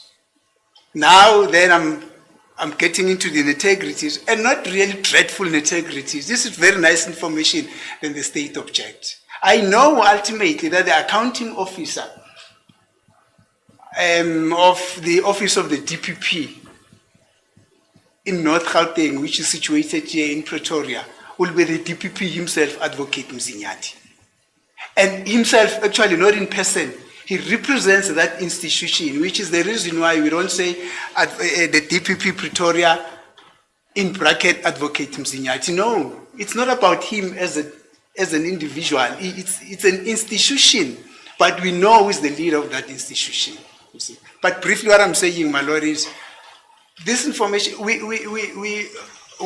did not back up this information as to who was tasked with the decision-making process in this matter. It's the state itself that actually invited that information. Or if it is not the state, when I say the state itself, I mean it is the state through the testimony of Brigadier Kininda, who said we were led in this investigation by the following advocates, and then he mentioned them. But it's fine. We did not want to make a mountain out of this ant small. It's fine, Brigadier. Let me rephrase my question, or let me put this, what I wanted to say, in a different way. The team of prosecutors who assisted you throughout the process of your investigation of the case, a team of extremely experienced prosecutors. Athi-ke manje ithe ahlehlisa umbuzo kodwa kubuza wona-ke futhi wabeke ngale ndlela elandelayo. Usho ukuthi ithimba-ke labashushisi la kade bekulekelela ngesikhathi kuhambo lwakho lokuthesha icala noma kokuphenya kokuqala leli-ke. Ithimba labashushisi-ke lelo isho ukuthi ithimba-ke elinesipiliyoni seminyaka eminingi ngaphansi kwezoshushiso. My lord, I suppose Advocate Mnisi is in a better position because he worked at the DPP. To give that connotation, he knows them better, my lord. Athi-ke lapho xa uthi umnumzana-ke Advocate Mnisi uyena kumele ukuthi abe sesimeni esilungile ekuthizeni aphenduleke lo mbuzo lo ngoba sele asebenzile futhi lapho ngaphansi kwehlangothi ezoshushiswa noma ngaphansi kwethimba lezoshushiswa. Actually, two of the advocates here are at the most senior level of administration there, and one advocate in that team is in the middle level of administration. That should tell you the experience that the team had together. Athi-ke lapho-ke abashushisi abakhulu-ke ababili-ke lapho-ke futhi bona-ke abaney'khundla ey'phezulu futhi lapho-ke ngaphansi kwethimba noma ngaphansi kwabaholi balapho-ke behlangothi lezoshushiso. Now, the reason why I'm saying this, Brigadier, is just to demonstrate the attention or the amount of attention that the Office of the Director of Public Prosecution treated this matter with. Athi-ke imbangela ukuthi akhulume lokhu kuwukuthi ufuna ukutshengisa-ke indlela ihlangothi noma ithimba labashushisi kade bephethe ngalo-ke icala leli. Thank you. As I've said, this is just a neutral factor. I understand, my lord. Thank you. Now, back to accused number 3. I'm sorry, my apologies. Accused number 1. Now, insofar as this affidavit is concerned, on the second paragraph, that say the accused boasted to individuals closely associated with him in the KZN homelands as to his involvement together with Mafiga, who's suspect number 2, suspect number 3, who's known as Mr. Mncube. Suspect number 4 is known as Mr. Mapisa, and suspect number 5, who is known as Nkani, into the killing of the deceased. A dispute ensued between these individuals, and the closely associated individual disclosed to the SAPS the admissions this accused made to them. Now, you would understand here that we are referring to, or I understand this to mean that there were utterances that were made by accused number 1 back in their homelands, and people heard him, and then after hearing him, and then they probably took this, then the police went down and took statements from them, from those people who heard what he was saying, not so. Bathi-ke lapho ku paragraph 2 usho ukuthi ngemuva kokuthi-ke abantu bezwile ke inkulumo lekade ikhuluma khona-ke lapho-ke phakathi kongaboni ngasonye komsolo wokuqala nomsolo wesibili-ke sho ukuthi bathatha-ke ulwazi lo bese bagijima baye emaphoyiseni.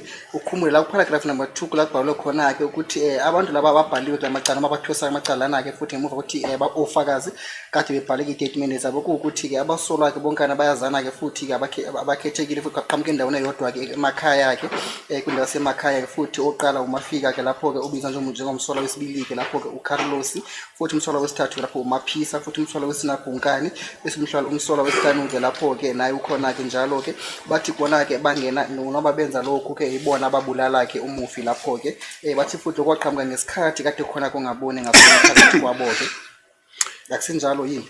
Yes, my lord, it is so, but what I recall with regard to this assertion is that, for example, I recall one person, and if one has to go now to all the witnesses, one will have to look at the docket, but from the top of my head, Sifiso Zungu, in my recollection, my lord, makes reference to that discussion that took place in KZN, although he was also in Fostoras, but subsequent to that, in my recollection, he then had a discussion in KZN when there was an event, some function. That's my recollection because it's contained in his statement. That is now Kwabeni, Mr. Kwabeni, and his interactions were in relation to accused number 1. Athi uma-ke kunjalo-ke kepha-ke akakhumbuli kahle-hle ngoba kanalo-ke ulwazi olugcwele ngoba laphambi kwakhe-ke kepha-ke mayelana nenkulumo yomuntu othizeni okhethekile lapho-ke wathi uSifiso Zungu-ke lapho-ke kula khona-ke wakhuluma khona-ke ukuthi ngesikhathi ade khona bekhona-ke emakhaya eKZN-ke kade khona-ke noma kade behlanganele endaweni eyodwa noma kade khona kumcimbi kade ukhona-ke lapho-ke noma umsebenzi kade ukhona-ke futhi ngesikhathi kusenzeka lokho-ke bese yasho khona ukuthi umnumzana kuGwabeni naye-ke wakhuluma lokho bese ngathi wathi na ngesikhathi bekabuyile futhi la eGoli-ke ekhona-ke ngaphansi and he is as well, my lord, related to accused number 1 as well. Yes, that's my response, my lord. Thank you. Now, the following paragraph reads, the accused was further linked with circumstantial evidence, wherein minutes after the incident made disclosures and remarks at a family gathering he attended in forceful races to the killing of Senzo, even before the death was reported in the media. Bathi-ke khona-ke umsola yena-ke lona kade uqhumana necala lelo lokubulala kade bephethe ufakazi okhethekile mayelana naye-ke yena-ke wakhuluma ngemuva nje kwemzuzwana ngemuva kokuthi kwenzeke isigameko lesi bese wakhuluma khona njalo kuhlanganele umndeni khona-ke lapho-ke lapho-ke ngaphansi kwesigodi noma ngaphansi kwendawo yaseFosloras-ke ekhuluma ngokushona kukaSenzo Meyiwa ngaphambi ukuthi udaba lolu-ke luzoqhamuke-ke ngisho kuyintatheli. That is correct, my lord. Yes, I do recall that. Thank you. Now, what is the nature of this circumstantial evidence? What is the nature of this circumstantial evidence as referred to this paragraph? Manje bathi ngabe ithini-ke into yobufakazi lobo enithi kade ufazi obukhethekile ngoba ubambe kade ninabo-ke mayelana naye? No, but my lord, there is a witness that actually disposed. There were people who were there on the 26th of October 2014. And who witnessed this activity, and subsequent to that statement, like I said, and I know Mr. Kwabeni was also there on the set day in terms of the activities. Subsequently, was supported by Zungu, but there were other Zungus as well, except the policemen. There were other witnesses who were there. So that's my understanding of what transpired on that day. Negameko ezenzeka ke ngelanga lelo ke khona ke njalo ke khona ke abantu ede bekhona ke kuleya muzi noma kulela khaya ke yibona ke futhi ofakazi abakhona ke futhi bayibona ke futhi abantu aba-evidence iy'tatimende zabo ke noma babhalisa iy'tatimende zabo ke abantu labo ke futhi asho khona ukuthi kulo mhlangano ke womndeni ade khona ke noma kulo kuhlanganela ke komndeni ade khona ke mhlawumbe kwenjabulo noma kumcimbi ke lapho kade ukhona ke kade akhona ke umnumzana uGwabeni ke futhi inkulumo kaMnumzana uGwabeni iyona ke ehambisana nenkulumo kaZungu ke lapho ke. Thank you, sir. Now, the people that you're referring to this Kwabeni, you would agree with me that up until this point, what you are saying about him only constitutes hearsay, not so? Bathi ngabe uyavumelana nami yini uma ngithi inkulumo kaMnumzana uGwabeni ke akuyona inkulumo eqondile ayizwa yena ke mathupha kepha ke inkulumo awayizwa ngomunye ke umuntu wesibili. Yes. No, what I'm saying is, what Brigadier Kininda is saying about Kwabeni now, up until this point, in this court, that information constitutes hearsay. Bathi ke mana nodaba lokukhuluma ngalo la enkantolo njengamanje ke udaba lakababa uGwabeni ke kuze kufika isikhathi samanje la enkantolo kuyafana ukuthi ufakazi obuzwe ngomunye umuntu. No, yes, I agree, my lord, because my understanding has not been called to confirm this affidavit. I agree with that, my lord. Athi yebo ngiyakuvuma lokho ke ngoba basengakambiza ekuthizeni na eze ngaphambi kokusenkantolo azoqinisekisa noma azokwenza isiqiniseko sombhalo wakhe awabhala ngaphansi kwesifungo babesithi affidavit ngolimi lwesingisi. Thank you. Now, is there any other piece of circumstantial evidence that you're referring to in this paragraph that we've just read? Manje ngabe khona yini obunye ufakazi obukhethekile malana nale paragraph leli okhulumeni onoma mhlawumbe onabo ke ongekakhuluma esikhathini samanje?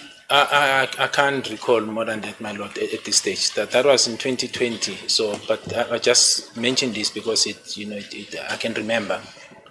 Athi cha angisakhumbuli ke kahle hle ngoba lokho kwenzeka ngomnyaka ka2020 kathi lokho kuphela akukhumbulayo. Thank you.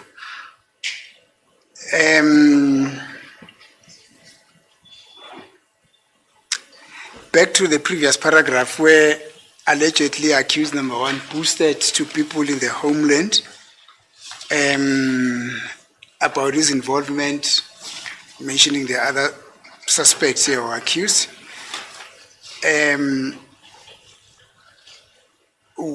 What you have also told this court, or up until this point, you would agree with me that still constitutes, or that also constitutes hearsay, as no one from the homeland up until this point, I don't know what the state's intention, but up until this point, no one from the homeland has come to the court and say, yeah, no, I heard the accused number one saying this and this and this and this, not so?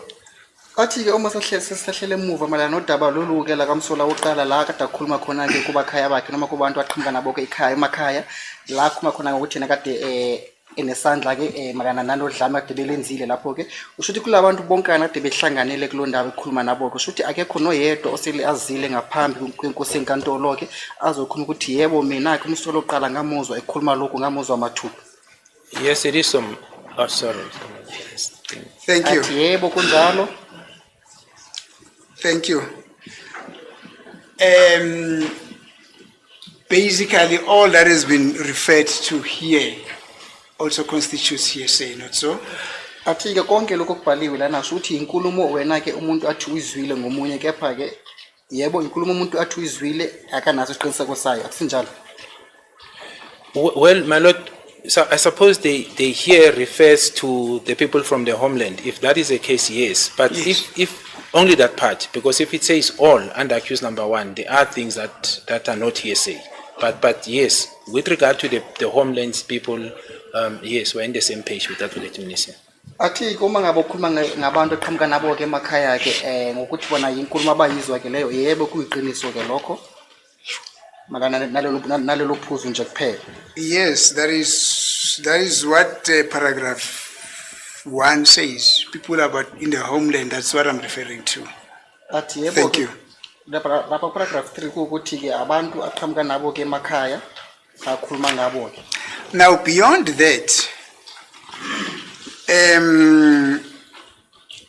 what you presented in a form of that memorandum to the office of the DPP against accused number 1. It's a formal confession that he allegedly made to Colonel Mboto, not so? Suthi ngapha enye ke into owayiletha ke kubantu kuthi labeshushisi suthi confession ke la umsola awayenza ke eyenza kumnumzana uColonel Mboto akusinjalo. I submitted the whole docket, my lord, and in the docket, that confession taken by Colonel Mboto was there, but it was not a selection of documents. The entire docket was submitted to the DPP. Athi yena ke lapho ke ngesikhathi bekaya kumahhovisi abashushisa abakhulu ke lapho ke wamikisa idocket lonkana lephelele futhi sho ukuthi konke lokhu okhona kakhuluma ngakho umnumzana edaba la confession kade kuqukethiwe kukhona ngaphakathi kwedocket. Thank you. Beyond this formal confession that was made to Colonel Mboto, there was also allegedly a pointing out that he also made to Colonel Khatebe. Is that correct? Bathi ngaphandle nje kodaba le confession sithi khona la kade wathathwa ke umnumzana ke uko Colonel Khatebe ngesikhathi kade ukhomba khona ke ngaba kusinjalo. Yes, that is correct, my lord. Athi yebo kunjalo. Now, in terms of what is contained in here, that would be the main evidence, I suppose, against accused number 1. Ushuthi kuloko kubhaliwe lana kushuthi ubona kufakazi obukhethekile noma ufakazi ohamba phambili noma ufakazi okhuluke mayelana nomsola woqala. No, but my lord, I don't think I'm in a position to say that. What I presented was the entire docket with the statements of the Homelands people, the confessions, everything that we had. As to whether what is now the evidence before this court at this stage, I'm not sure if I'm in a position to answer that, my lord. Athi ke nakacabanga ukuthi mhlawumbe ngaphansi kwesimo sokuthi kaphendule malana lombuzo lo ke kepha ke ngesikhathi bekamikisa ke docket kuovisa abashushisa abakhuluma kwithimba labashushisa abakhulu ke lapho ke wamikisa ke docket lonkana futhi docket lonkana kade liqukethe kulona ngaphakathi ke udaba lezistatement zabantu abaqhamuka ke nomsola oqala ke emakhaya futhi ama confession futhi naloku kade hambile ke yokhomba khona ke lapho ke athi konke lokho kade liqukethiwe ngaphakathi kwelokozana kwedocket. Thank you, Brigadier. You see, then I'm looking at what you presented to the office of the director on which you are requesting them to take a decision on. But let us proceed. Now, in paragraph 3 on the statement, you are saying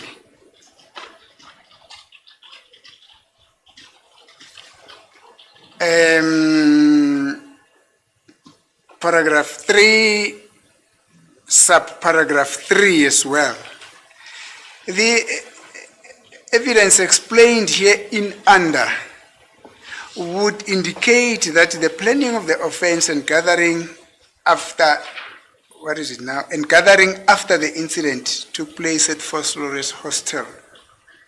Investigation which resulted in evidence under oath revealed that the victim was murdered as a contractual assassination or a hit rather than a robbery that gone wrong. I suppose you cannot dispute what is contained in here. It is what it is, not so. My apologies, my lord. On paragraph 3, page 2. Unfortunately, this is blank at the bottom, so I need to refer from the statement of the witness. Okay, I'm sorry, man.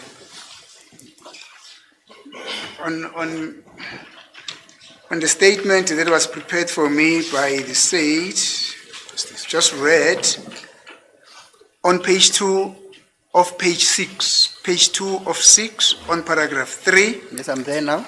I read from paragraph 3 as well, the paragraphs that states with the evidence explained here in under would indicate that the planning of the offense and gathering after the incident took place at Fort Flores Hostel.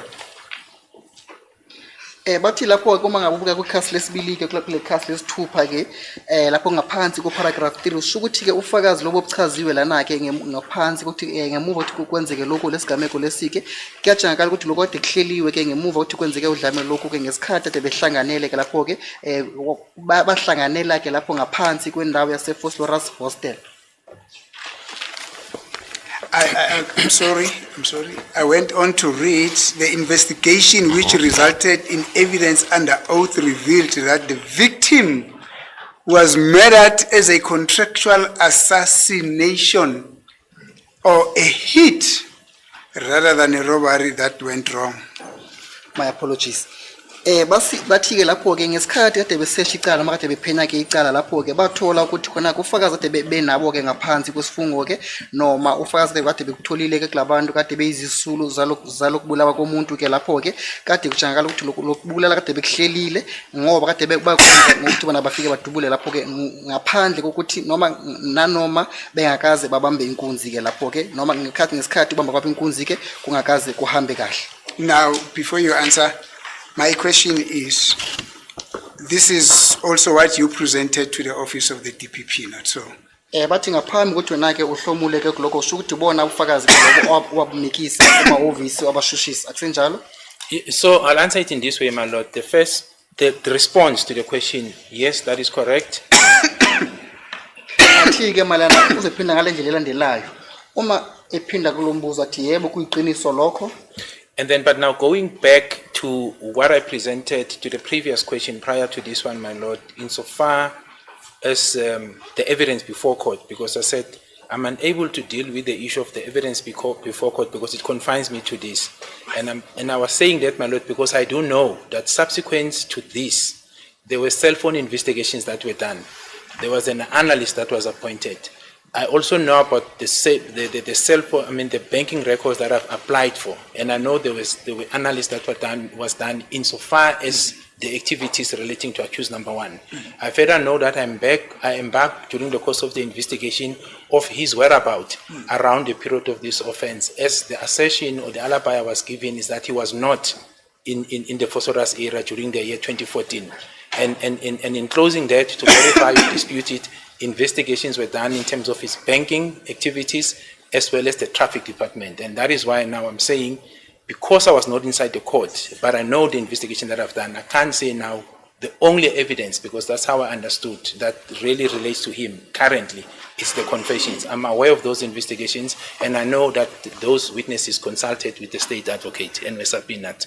Sorry, Brigadier, before that gets interpreted, I realize that Mr. Matsanga is having some difficulties in following what you're saying, because you've just said a streamline of things. He keeps on stopping you, and you're not aware that he wants to request you to take it a bit slow. My apologies. Yeah. Should I start? Yes, please. I'm not sure whether I got everything covered. May he repeat it again? May the witness repeat himself again? So I'm saying the first part of my response, my lord, I'm saying is that's correct. In the submission to the DPP, that's the first question that Advocate Ms. asked me. The second part, and I'm taking him backwards, my lord, because to the previous question where he said the confessions are basically the only evidence that are before this court, and I've said I'm unable to answer that. But I wanted to athi mayelana nophuzu lokuqala lumbuzo ke ukuthi yebo khona ke kunjalo ke kepha uma ngabe ummeli baqhubeke ebuza ukuthi ngabe ufakazi kodwa anabo okhethekile kodwa le confession nje kuphela ke athi cha ngoba ke khona kunye ufakazi ke anabo futhi okhethekile kodwa kuphetheke lapho ke la okay ngiyakhuluma. Yes, I said I'm unable to answer that simply because I was not in court. However, I am aware, my lord, that there was investigation done insofar as the alibi of the accused, because I was told accused one specifically was not in Gauteng during the year 2014 when this offense took place, and we had to investigate, and we found bank records as well as transport department records that place him in Phosphorus around 2014 on more than one occasion, my lord.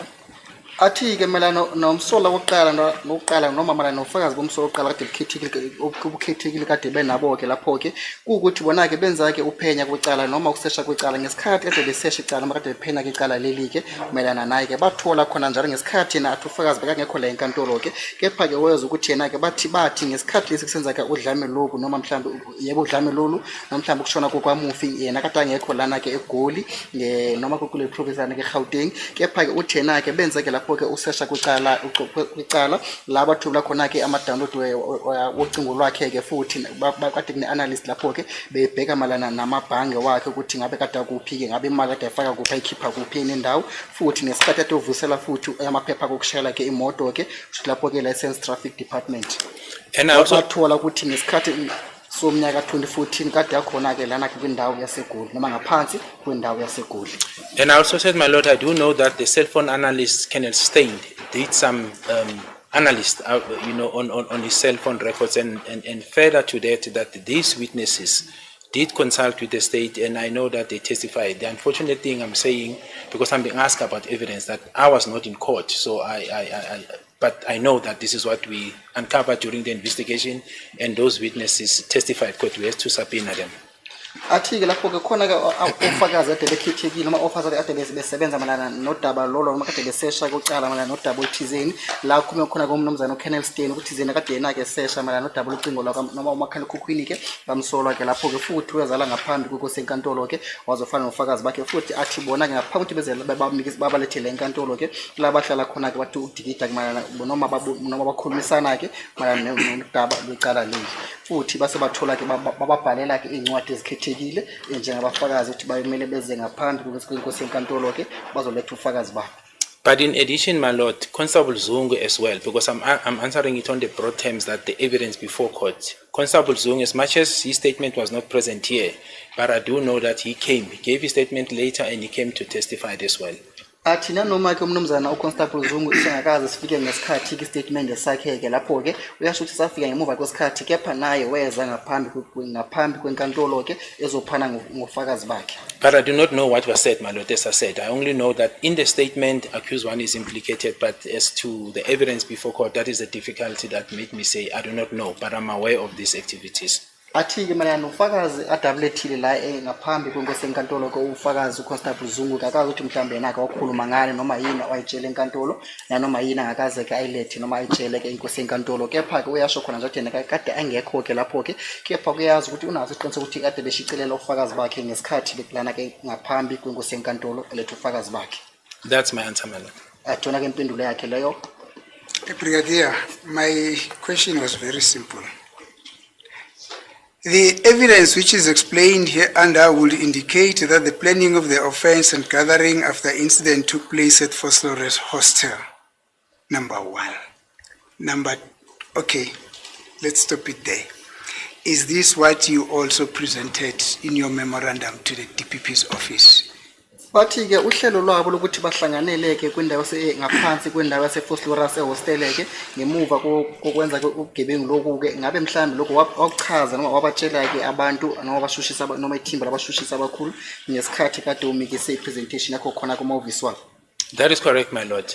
And it's based on the statement in the docket that indicates that the accused were seen before in the hostel, they left, and then they were seen coming back. That is now away from the confessions, and I'm talking about witnesses who places them there and describes the car driven by accused number 5 and then leaving and then subsequently then coming back afterwards, my lord. Athi yebo malana nodaba lwe-statement-ke olukhona-ke la kule docket leli-ke athi bakhona-ke ofakazi la abakhulume khona ukuthi bababona-ke bonkana abasola kade behlanganele kwindawo yasehostele eFosloras futhi babona-ke bese bahamba-ke lapho-ke ngesikhathi bebamuka khona kade beshayela-ke imoto leyo kade begibele kuyona noma beshayela kuyona-ke kade ishayelwa-ke umsola wesihlanu-ke lapho-ke futhi aphinde babona-ke uma beqhamuka bebuya athi lolo daba lolo lukhona-ke mayelana lukhona ngaphakathi kwi-statement. Thank you. Now, whose statement are you referring to? The one you've just mentioned now. Manje kumbuzo ukuthi ngabe ukhuluma ngestatement esakhe abanike malana naleliphuzu kodwa ukhuluma ngalo manje. Kwabeni, my lord, in the central, I can just think of him in the top of my head. But I know that there were others as well. It's just that I don't want to mention incorrect because it's a bit and pieces. But Kwabeni was there, and I think a gentleman by the name of Makosonke. I just don't know to what extent does it describe them. But Kwabeni in particular, I know that it describes the car, and it mentions the accused as well, my lord. Athi lapho ke malana nofakazi amkhumbulayo ngomcabango wakhe umnumzana ke uGwabeni ke kepha akakhumbula akanawo umkhumbulo oqondile ncamashi nabanye ke ufakazi abaletha ke statement noma ababhalile lokho ku statement zabo ke futhi athi khona ke omunye umuntu esothizini abambiza ngokuthi uMakhosonke ke naye futhi ngaphathi kwestatement sakhe ke athi lokho kukhona. Now, thank you. Now, we had already dealt with the situation of Mr. Gwabeni, not so? That everything that you said up until now constitutes hearsay. Athi sesikhulumile ke kumnumzana ke uGwabeni kusho ukuthi manje inkulumo ukukhuluma njengamanje ke kona inkulumo eqondile umuntu mhlamba owazi wafika wenza isiqiniseko sayo ngaphambi kwenkantolo kepha inkulumo yena ozokomunye umuntu akusenjalo. Yes, we dealt with his position, my lord. Thank you, sir. Yebo sesiqedile ke ngesimo sakhe. Thank you, sir. Now, As a court, please, my lord, I know I'm a bit late in making this objection, but it must be borne in mind that the statement of Mr. Sfiso Zungu, also known as Gwabeni, was there in the docket. As to what would happen at the later stage, that would have been unknown to anyone, but his statement was there. It's not hearsay. When the DPP took a decision, his statement was there in the docket. So it's unfair to say to this witness that it's hearsay. At the time, because counsel is specific, he's referring to at the time when the DPP took a decision, the statement was there. I accept that, my lord. Most certainly, because we now at the decision-making process. Indeed, I do accept it. I plead no contest to the objection. Kade ke lapho ke ihlangothi lethimba labashushisi linqaba lithi khona ke ngesikhathi umnumzana akakhulumile inkulumo kuyiqiniso lapho ke ngesikhathi akade abuza mana nodaba lwegateman zokuthi le nkulumo ufakazi akhuluma ngayo njengamanje alethe ufakazi bakhe ukuthi kuyinkulumo ayizwe ngomunye ke umuntu kepha umuntu wayizwe kuyena basanga kababizi noma abantu labo ke basanga kayeze ngaphambi kwenkantolo bazophana ngofakazi babo ke lapho ke kepha ihlangothi noma yabo ihlangothi lethimba labashushisi lakunqaba lokho ke lithi ngesikhathi ke isinqumo kade sithathwa ke lapho ke ehhovisi labashushisi ke lapho ke istatement saka mnumzana uSfiso Zungu kade sikhona ke ngaphakathi kwedocket leli bese kumele uthi akuvuma lokho kunjani. Yes, I do. I plead no contest. Thank you. Then the next paragraph says, investigation which resulted in evidence under oath revealed that the victim was murdered as a contractual assassination or a hit rather than a robbery or a robbery which went wrong. Now, this is also the evidence that you also presented, not so? Bathi ke ufakazi lobu ubona ufakazi owapumikisa ngesikhathi bohabo lapha kuvisa abashushisi yenza uhlelo lo presentation yakho ke yebo presentation yakho lapho ke la uthize khona ke ngesikhathi bengiphenya lapho ke ngemuva uthi ngiphenya ke icala leli ke nathola ufakazi lo kade khona ngaphansi kwesifungo ke bese baveza ukuthi lakhe isulu esashona ke lapho ke sashona ngenhloso ngembangela ukuthi kade besidubulile lapho ke noma kade yebo sidutshilo vele kepha kade bengasibambi inkunzi noma ubamba inkunzi wakhona ke akaze kuhambe kahle akusenjalo yini? That is correct, my lord. Athi yebo kuyiqiniso lokho. Thank you. Now, what would have been the basis of this submission to the office of the DPP on the paragraph that we've just read? Bathi manje malana nale migqa emibili noma mhlawumbe paragraph esiqede kuyifunda ke ngabe kade kuyisihlahla siphiwe lesikade sikwenze ukuthi uletheke ipresentation yakho ngaphansi kwaloludaba. My lord, I think the kick-off point would have been the confessions of both accused 1 and 2, which is very clear in explicit that the trigger point was Ms. Kelly Khumalo. Bathi ke bona ke lapho ke kungemuva kokuthi kade khona ke ama confessions la umsola woqala futhi nomsolo wesibili abakhuluma khona ke futhi ngesikhathi bekhuluma kuma confession abo kula bathola khona ke inkulumo lezo ke malana nodaba lakamama uKheli Khumalo. I think that's what I could recall, my lord. But I do know as well that there were cell phone linkages of Ms. Kheli Khumalo with accused 5. The issue of the bag, the see-through bag on accused 3 cell phone linked to Mr. Longo and Ms. Kheli Khumalo. So it was. I'm just saying to summarize that when this assertion was made, investigation followed, and numbers that were also not revealed. That is now according to the report from the analyst by Ms. Kheli Khumalo, where then I was briefed on that regard. So that was basically why one then said, based on the evidence, it is a contractual killing. Athi ke lapho ke imbangela ukuthi bona ke lapho ke kudubula kade bekwenze ngokwenhloso futhi beqonde ukuthi bakwenzeke lo dubulo kade belenza lapho ke kungemuva ukuthi bathuleke lapho bethwebule khona ke ulwazi mhlawumbe imininingwane yakhe khona ngaphakathi kucingo lokaKheli Khumalo la xhumana kade axhumana khona ke nomsola wesihlanu ke lapho ke futhi noLongwe lapho ke yaqhuma khona nje athi khona ke enye inamba ngesikhathi analyst behlezi phansi mhlawumbe nomuntu kade esebenza kulomkhakha ukuthubula ke ucingo mhlawumbe uxhumana kade khona phakathi kwabantu lapho ke engakaze athole inamba ethize lezi kade kuyinamba zakabanike. Athi lapho ke bona ufakazi babo kade benabo futhi kade kufakazi obukhethekile. So if I follow you, I could have missed a thing or two, but the essence of what you're saying is the basis for this argument in your submission to the office of the DPP in the form of the memorandum was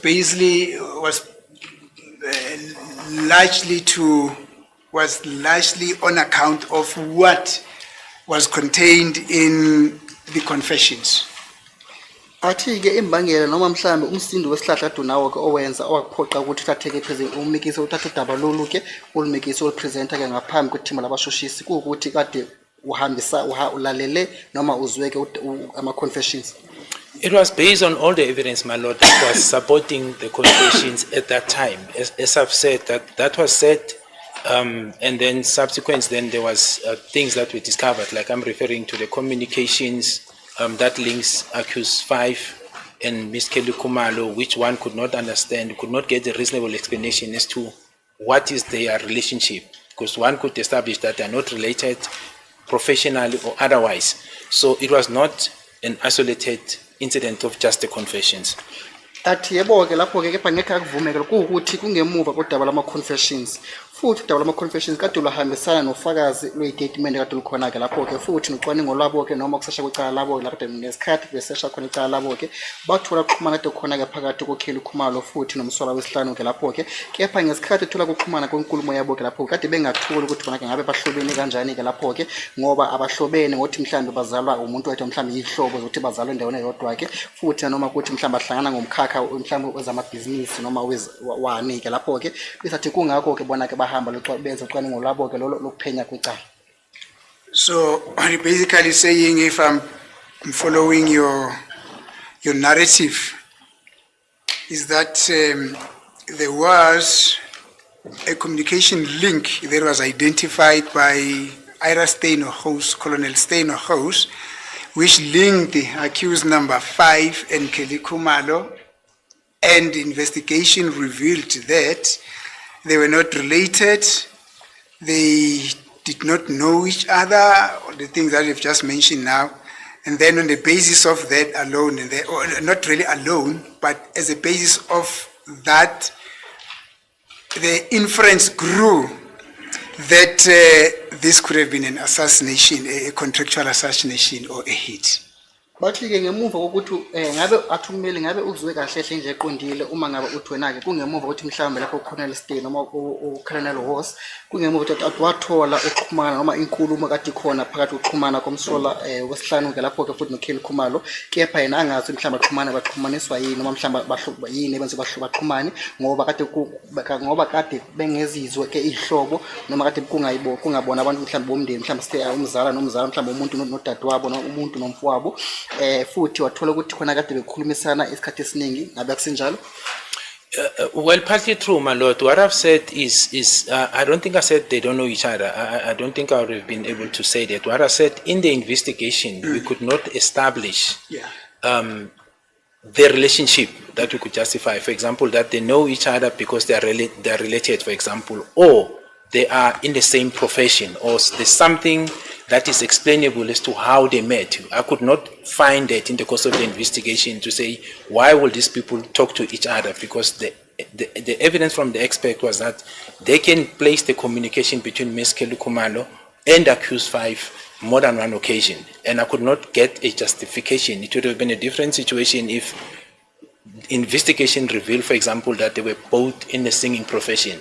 Logic will dictate that they will talk. I'm referring to that. Or they are related, and logic will dictate that at some time they will talk. I'm saying we could not find it, but I'm not saying they do not know each other, because I can't say that. Okay, thank you. Yeah.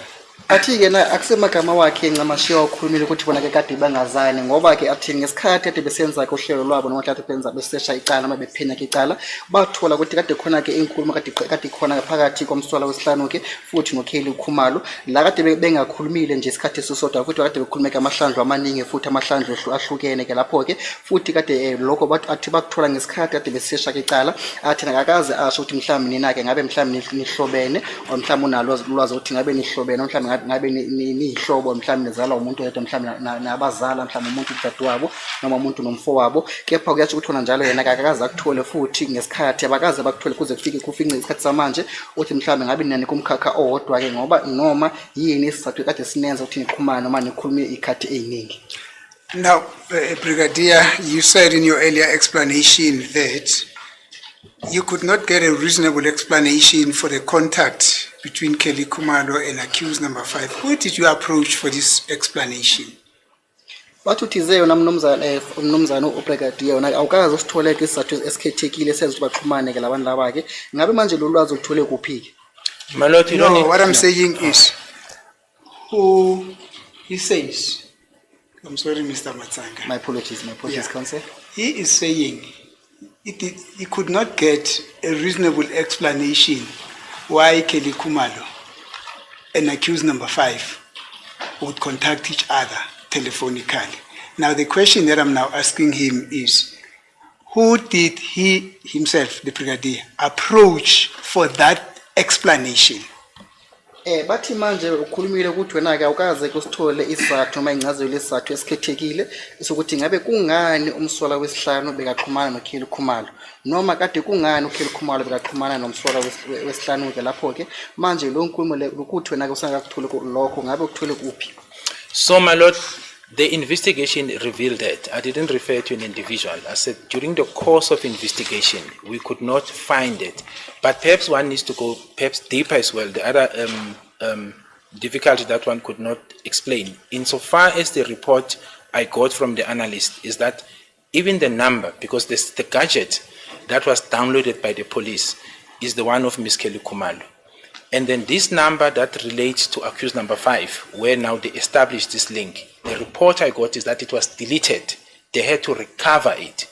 And that, in addition to this difficulty of understanding to say, but why would you, an offense has happened in your vicinity, the police wants the device obviously to see if they can assist with the investigation.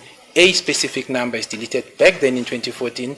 Subsequently, fast tracking to 2020, we are now aligned with accused number 5, whom that number is the one that was deleted and recovered later.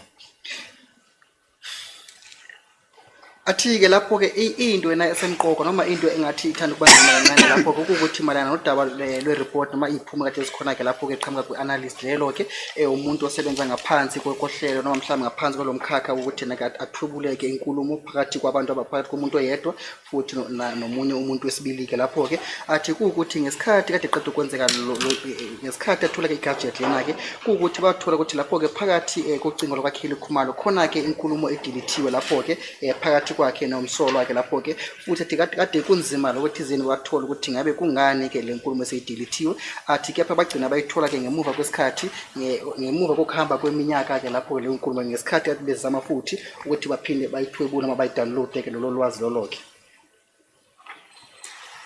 Thank you, Brigadier. I will not dwell into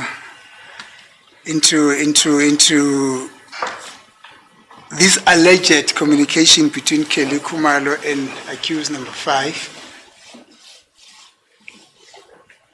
neither would I confirm that it actually happened. All that I can say in closing this piece, this one. Number 1 is athi kumpeli ngeke aqinise kabanzi ke lo daba lonke lonkuluma kaMsola futhi ephakathi komsola wesihlanu ke futhi noKelly Khumalo kepha kunodaba noma iphuzu angathanda abuya likhuluma uma qedelayo lo daba lakule paragraph bese athi iphuzu loqala elilandelayo. there was a serious challenge with regard to the testimony, I think, of Colonel Stein with regard to that piece of information. Athi kade khona ke simo noma mhlawumbe inkinga kade khona ke lapho ke mayelana nomnumzana uColonel Stein mayelana nodaba lolwazi lo. Please, my lord. It's unfair to put that question to the witness without laying the basis for that question. We submit that question should be ruled out until counsel lays down the basis of what he calls the challenge with regard to the evidence of Colonel Stein. Manje ke hlangothi And this is the court, my lord.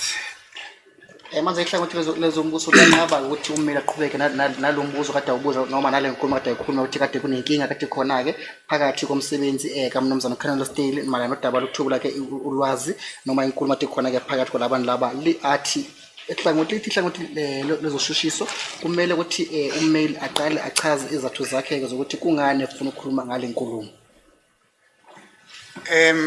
My lord, I don't know whether I should proceed or should I wait for the court to make a No, ruling. proceed. Let's make this point, Mr. Baloyi.